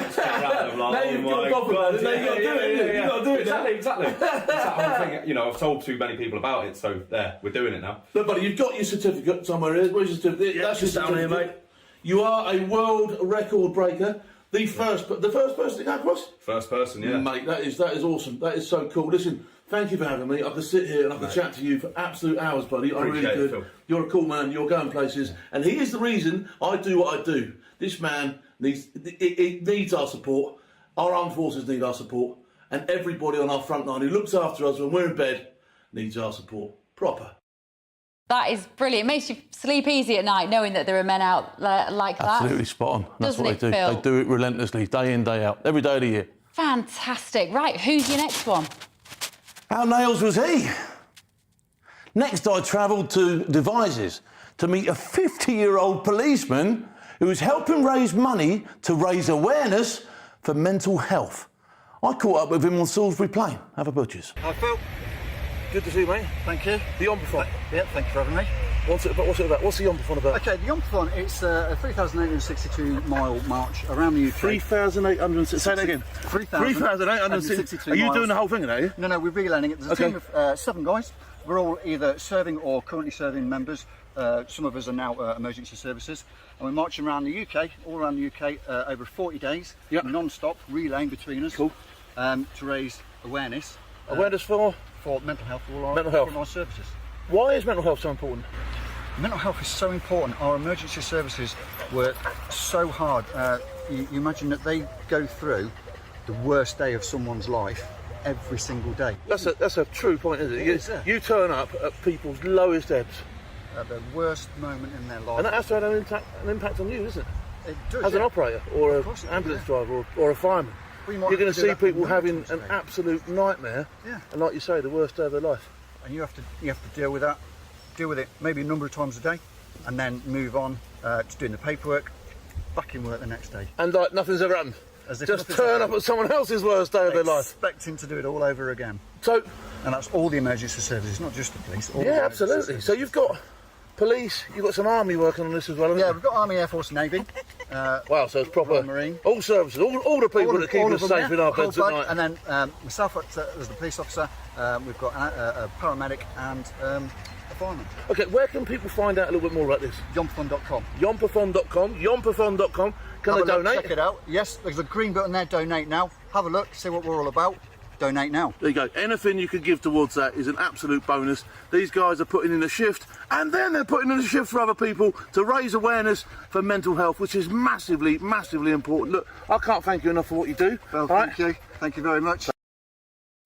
Finally, I'm looking for 2 young soldiers who helped out at the scene of a road traffic accident on the A303 on Wednesday, the 22nd of August at 12:30. Their invaluable help and professionalism undoubtedly helped save the day. They managed the scene and handed over to the blue light services. They then got in their hire car from Aldershot and quietly slipped away. I'd like to big them up, and I know the hierarchy in GCHQ would also like to say thanks. So come on, let me know who they are. But until next time, thanks for your service.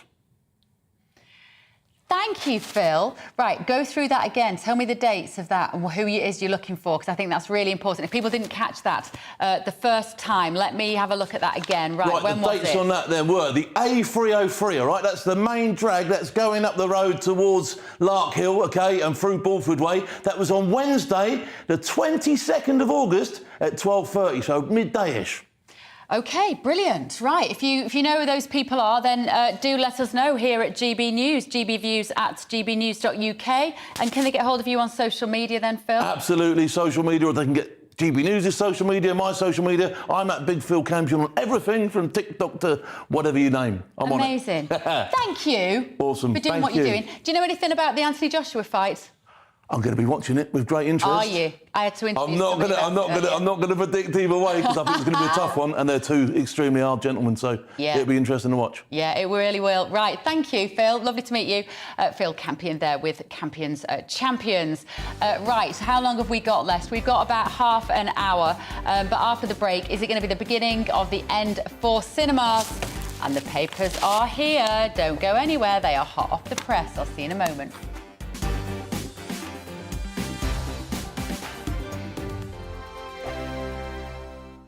Join my show Farage, 7 p.m. till 8 p.m. Monday through Thursday. And there you will get opinion, analysis, debate, and I'll cover stories that nobody else dares to touch. You've been cancelled. Join the club. Oh, my goodness me. And then for the last 15 minutes, talking pints. We're over a drink. We have a civilised conversation with someone. We very often disagree, but we do it in a grown-up way. Come and join me on Farage.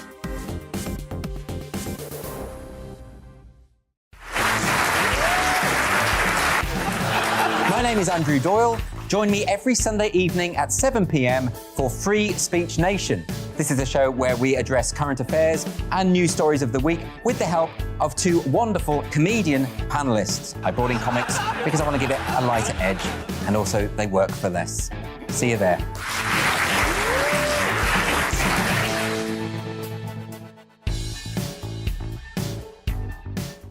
Hi there, it's Stephen and Anne.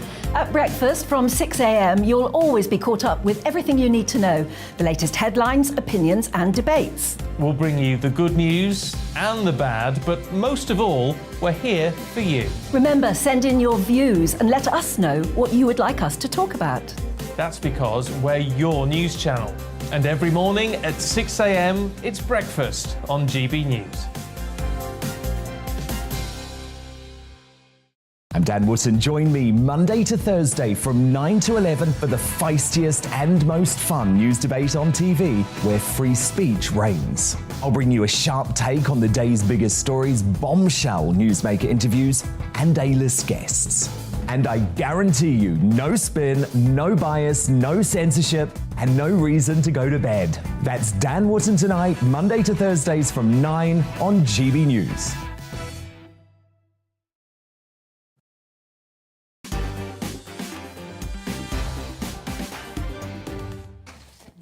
Good evening. Now, welcome back to the Mark Dolan Show. I've moved. Oh, it's comfy on here, guys, isn't it? It's much nicer. It's comfortable down here compared to over there. Right, we're going to go to the papers. First of all, they are hot off the press at 10:31 this morning. Let's have a look at the Daily Mail first. NHS blows £1 million on woke groups for staff. Now, this is to do with the fact that the NHS has spent more than £1 million on hundreds of what the paper calls woke staff networks at a time when it desperately needs more cash. Nearly 500 of these groups have been set up by health trusts across the UK, despite ministers' calls for the NHS to cut back on waste and wokery. It says they are using the groups to put on events around transgender issues, sexuality and racism, often held during the working day. Obviously, the Daily Mail do not like that. Right, next it is the Mirror. We're going to now... OK, Fergie's case for the defence. This is, of course, the case with Ryan Giggs in the court at the moment. And today, Alex Ferguson was on the stand and he said that Ryan Giggs he's never seen Ryan Giggs lose his temper. Alex Ferguson, 80 years old. He's worked with Giggs for more than 20 years and said he has a fantastic temperament. That won't do Ryan Giggs any harm whatsoever, will it? Now, the eye next. So, Truss blow. Voters, this is what they're calling an exclusive. The voters want handouts, not tax cuts. Apparently, almost 6 in 10 voters say that cash handouts would be a better way of helping people with a cost of living crisis rather than tax cuts, with apparently only 33% in favour of her policy. I'm not sure what that says about us as a nation anymore. Maybe we've just become a bit lazy and want somebody else to pay our bills for us, perhaps. And The Sun. Telecop nicked for GBH. This is TV detective Stephen Tompkinson. You'll recognise him. He's played DCI Banks, and he has been allegedly he battered a dad so badly that he was left with a double skull fracture, and he's been charged following this altercation in North Tyneside. He was in Wild at Heart and Ballykiss Angel. And now on to the Daily Star. What have they gone with for tomorrow, for Saturday, Fergie time? He had a lot of girlfriends and lady friends and has a fantastic, wonderful temperament. This is what Alex Ferguson, they've gone with that again, this Giggs trial sensation, with Ryan Giggs appearing in court to defend his star player. The Times, OK, Truss plans are a holiday from reality, says Gove. Former Cabinet Minister backs Sunak as he reveals his exit from frontline politics. Michael Gove has endorsed Rishi Sunak for the Conservative leadership and announced that he's bringing his career in frontline politics to a close. And on the picture there you can see is Sanna Marin. She's the Finnish Prime Minister. She was caught on a video basically dancing and having a nice time, and she's got into trouble for doing that because that's the kind of world we now live in. And moving on to the Telegraph. Again, this same picture there of the Finnish Prime Minister, Sanna Marin. She's very beautiful as well, which is why the papers all like her. She's having to apologise. She's taken a drugs test after she was seen having a great time. And Avoid A&E says the NHS as winter crisis bites early.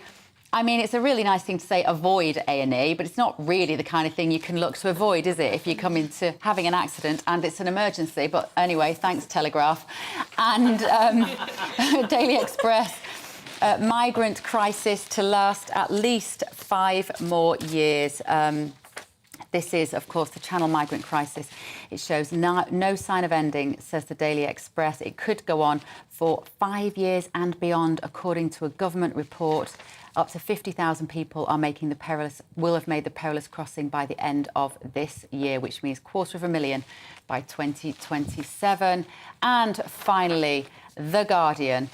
They are reporting Liz Truss saying that the NHS cannot be put on a pedestal. The Tory leader hopeful called for cuts and criticised inexorable rise in doctors' pay in a 2009 magazine article. I mean, The Guardian are doing a brilliant job, actually, of basically dragging up anything that Liz Truss might have said in the last 20 years to make her unattractive to the electorate when she eventually becomes Prime Minister. So thank you, Guardian. We know what you are up to there. Right. What should we talk about, guys? Which one do you want to talk about? Voters want handouts. Voters want handouts. OK, this is what they want to go with. So this was the first one, the fact that Liz Truss's suggestion that she was going to cut taxes as opposed to just give people money. That's not gone down very well. But it makes no difference, of course. Like, saying, we're going to cut taxes, etc. Like, I mean, that doesn't do anything, like, in the short term at all. So, of course, people are going to say we'd like a handout. I mean, like, as a freelancer, I got like a grant from the government during the pandemic, and it was extremely helpful and extremely handy. You mean the one you had to pay back? You didn't get a proper grant from the government, because I paid my taxes over the years. I got a grant from the government, which is extremely handy. Sorry, what? As a freelancer? Yes, self-employed, because I'm self-employed. So I didn't get any money. I thought the self-employed didn't get anything. Well, you missed the boat there, sweet pea, because you could have had one. Well, I wouldn't. You know what? If I didn't need it, I wouldn't have claimed it. Well, I did need it, is the point, and this is what people are saying about what Truss is saying. Like, people do want, especially with the cost of living and with obviously the huge energy bills. Like, they do need that extra little pump up, and changing the tax. Little pump up, bills are going to soar over £5,000. Families cannot afford this stuff. The point about the tax cuts is it's not going to help most of those poorer families. It's not going to help individuals on lower incomes. 40% of people will not be helped by those tax cuts that she proposes. Is that what they're asking for? Handouts. They're asking for direct help. Thank you. Yeah.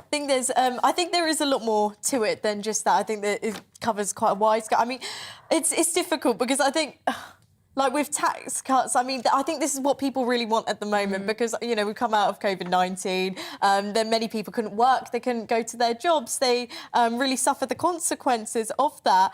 And I don't think it's just about wanting handouts and everything like that. I think a lot of people, they've been struggling, we're approaching an economic crisis, and I think tax cuts would be really, they would help a lot of British people, especially when taxes at the highest level in 70 years. But I know what you're saying, Emma, though, about the fact that tax cuts might help the wealthy, but they won't help those who will not help those benefit people from who are struggling. And you say there's an economic crisis coming. It's right. It's here. People's incomes are not going up. It's going to get worse. Food prices, I'm sure you've noticed, are absolutely soaring. Crazy. Right now it's August and we don't have the heating on, but you wait until October when we all have the heating, when we have to put the heating on. Yeah.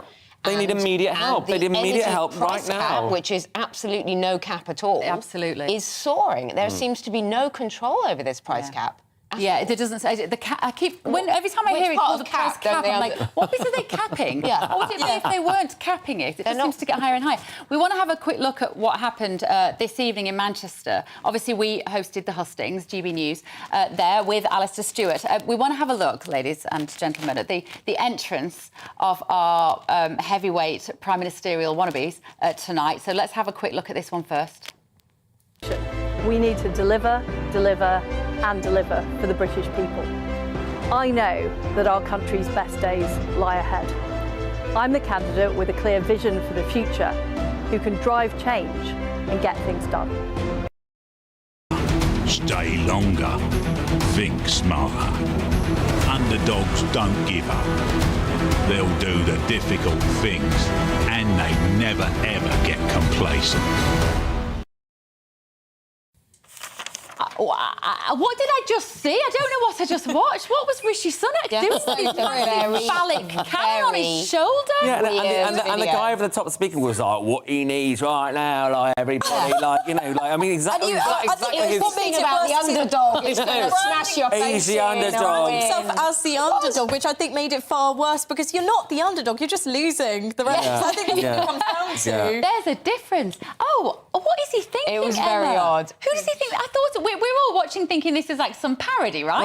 Or a Guy Ritchie film of some sort. Or like a spoof of a Guy Ritchie film. Exactly. Like with Rishi Sunak. Well, do you remember his slick, super slick video that came out 7 seconds Which I after thought was Boris lovely, Johnson actually. resigned, which was actually quite a good video, nice, but it was just a bit over slick. It was a bit too California. Yeah. But that one was very weird. I sort of dropped my hair straighteners tonight when I was watching that. That's a fire hazard. No, that's a weird video. And then you have Liz Truss in her garden in a little orange dress. In a horrible brown dress. Honestly, it really is like the last 2 years. I no longer know what's real anymore. I don't. No. I no longer, like, satire is And dead. bills, energy bills that people have said they've gone from, like, do you remember, £400 to £60,000.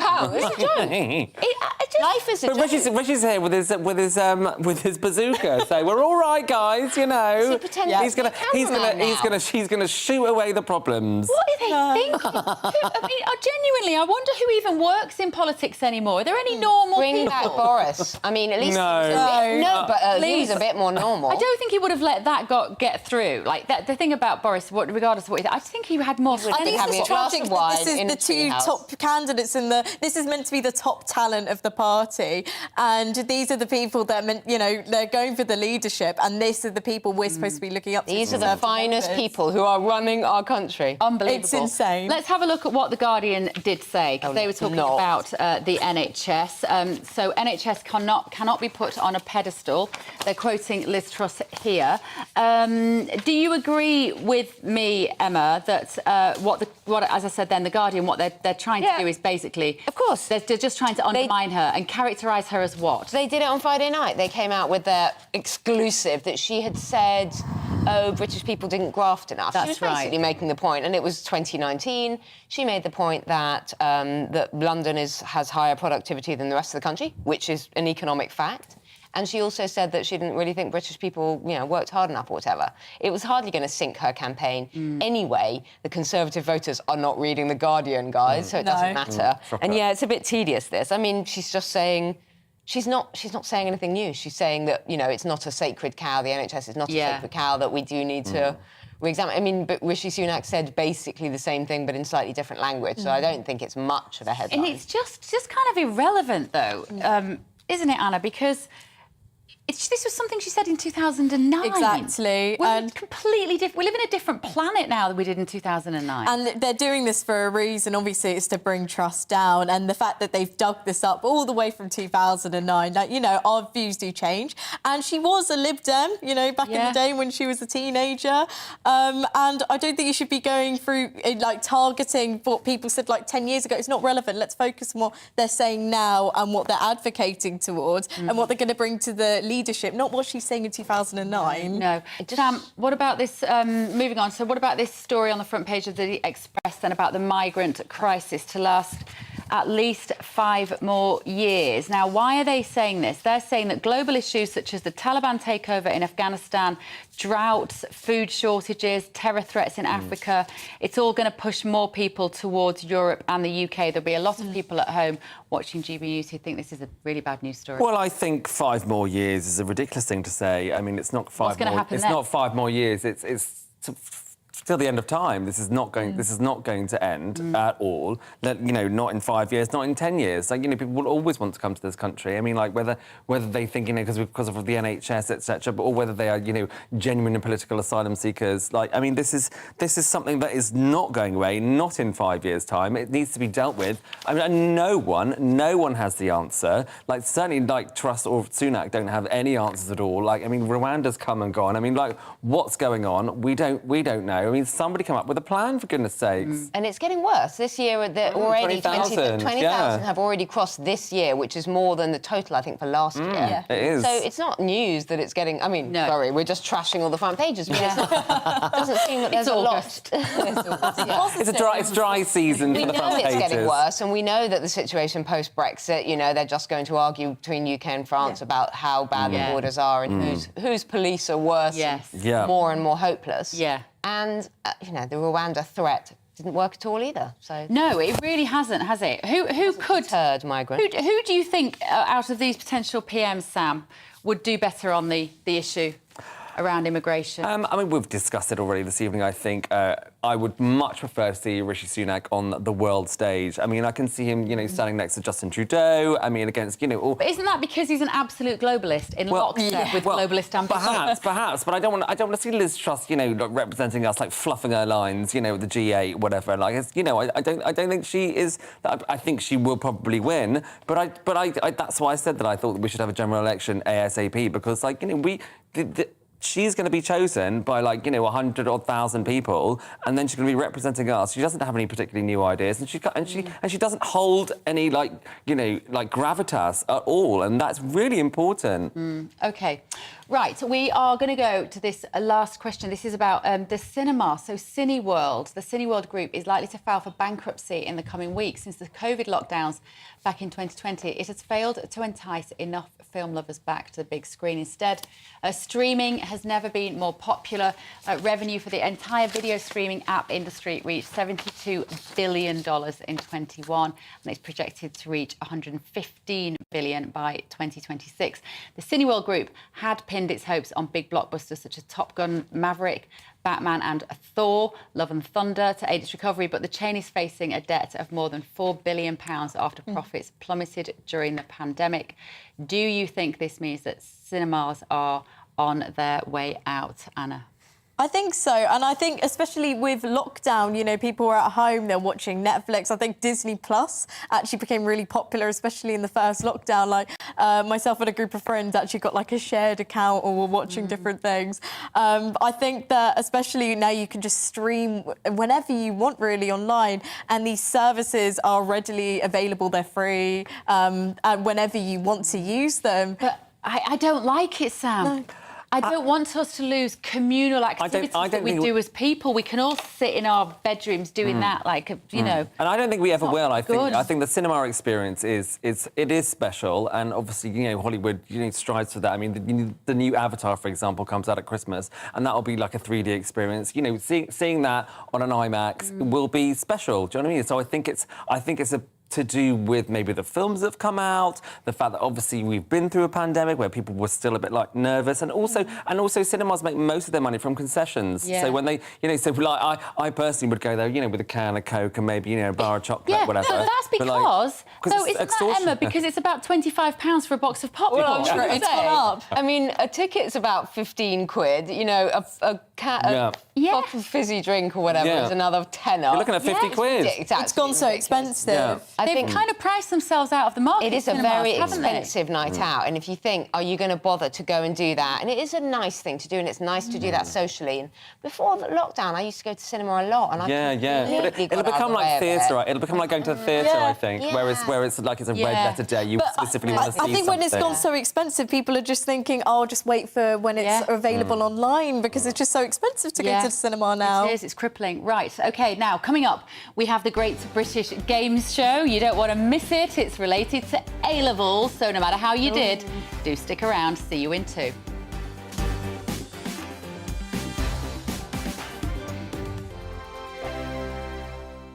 Join my show Farage, 7 p.m. till 8 p.m. Monday through Thursday, and there you will get opinion, analysis, debate, and I'll cover stories that nobody else dares to touch. You've been cancelled. Join the club. Oh, my goodness me. And then for the last 15 minutes, talking pints. Over a drink, we have a civilised conversation with someone. We very often disagree, but we do it in a grown-up way. Come and join me on Farage.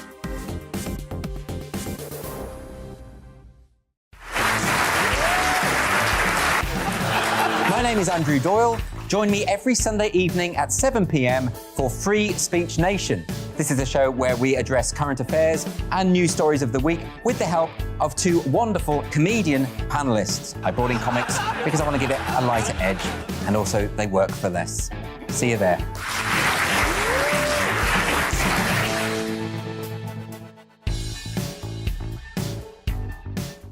Hi there, it's Stephen and Anne. At breakfast from 6 a.m, you'll always be caught up with everything you need to know, the latest headlines, opinions and debates. We'll bring you the good news and the bad, but most of all, we're here for you. Remember, send in your views and let us know what you would like us to talk about. That's because we're your news channel. And every morning at 6 a.m, it's breakfast on GB News. I'm Dan Wootton. Join me Monday to Thursday from 9 to 11 for the feistiest and most fun news debate on TV, where free speech reigns. I'll bring you a sharp take on the day's biggest stories, bombshell newsmaker interviews, and A-list guests. And I guarantee you, no spin, no bias, no censorship, and no reason to go to bed. That's Dan Wootton Tonight, Monday to Thursdays from 9 on GB News.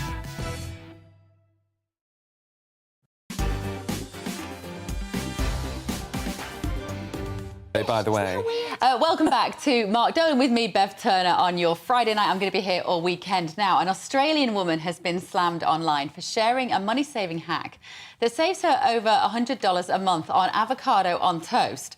In a TikTok video, Millie Rose Bannister has revealed how she brings avocados from home to add to her eggs and toast when she goes out for breakfast, and she says that it saves her $5 every time.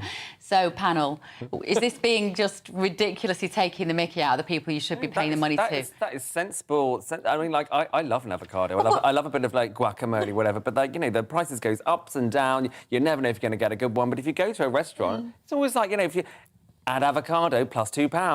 That's four avocados if you buy them in Sainsbury's. Yeah, but Emma, we can't start going to restaurants. I mean, I've been known to go to a nightclub with a little bottle of booze. I can't deny it. That's the closest I've come. Yeah, but when we were young.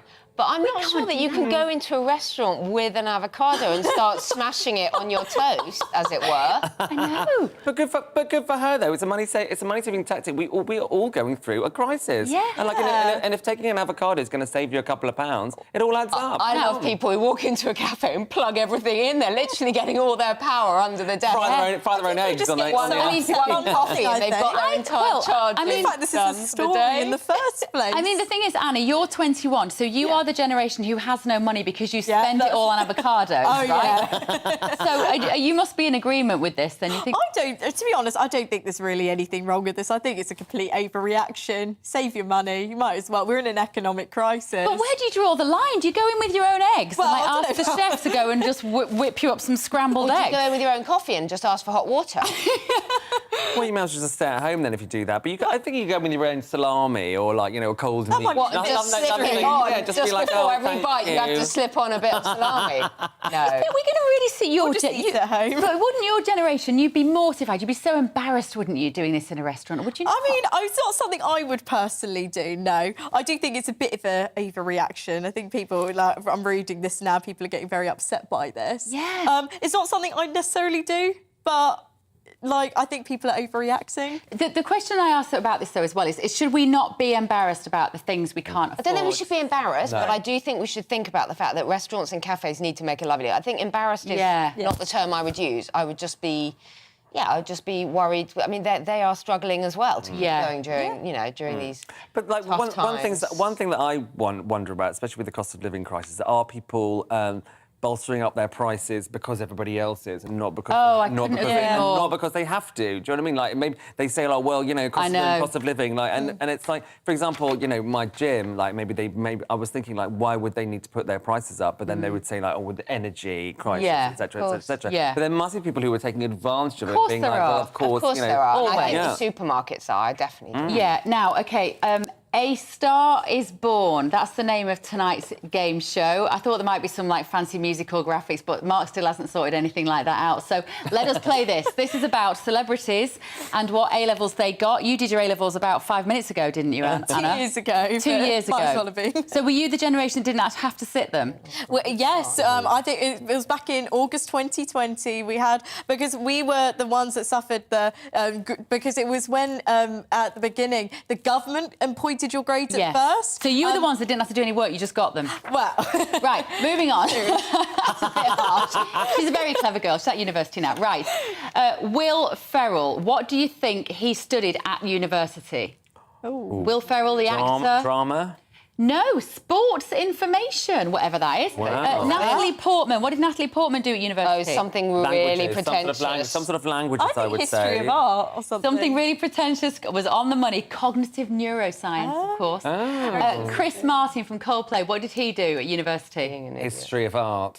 You'd think so? No, Greek and Latin. I remember interviewing him when they first came on, burst on the scene. I said, oh, we could just sit and talk about Beowulf. And he got all embarrassed. I was like, don't mention it. Don't mention that I did Greek and Latin, because he thought it was really uncool.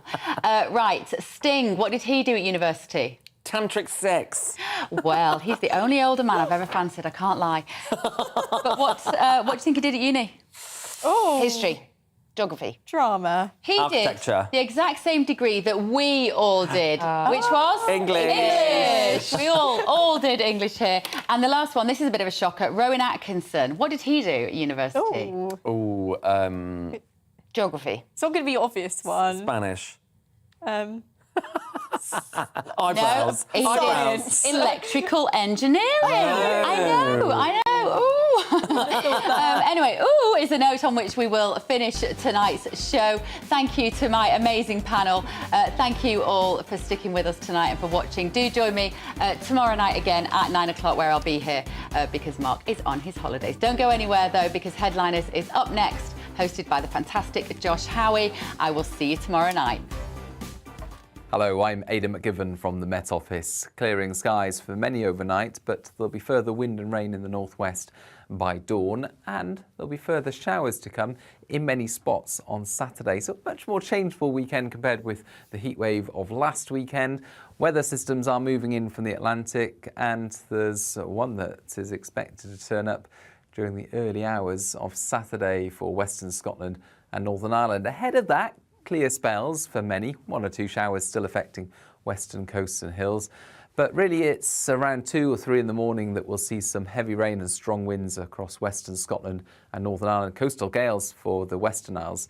The temperatures holding up at 11 to 13 Celsius here, with single figures across parts of northeast Scotland and some sheltered spots of central and eastern England. Some sunshine in the southeast first thing, showers developing elsewhere, and actually the wind and rain towards the northwest sweeps across the rest of Scotland and Northern Ireland, pushing into northern England by the end of the afternoon as a narrow but quite lively feature. Strong winds, odd rumble of thunder, heavy rain. To the south, 1 or 2 showers, but sunny spells are also expected. Breezy, so it'll feel quite cool, but still the potential for mid-20s in the southeast.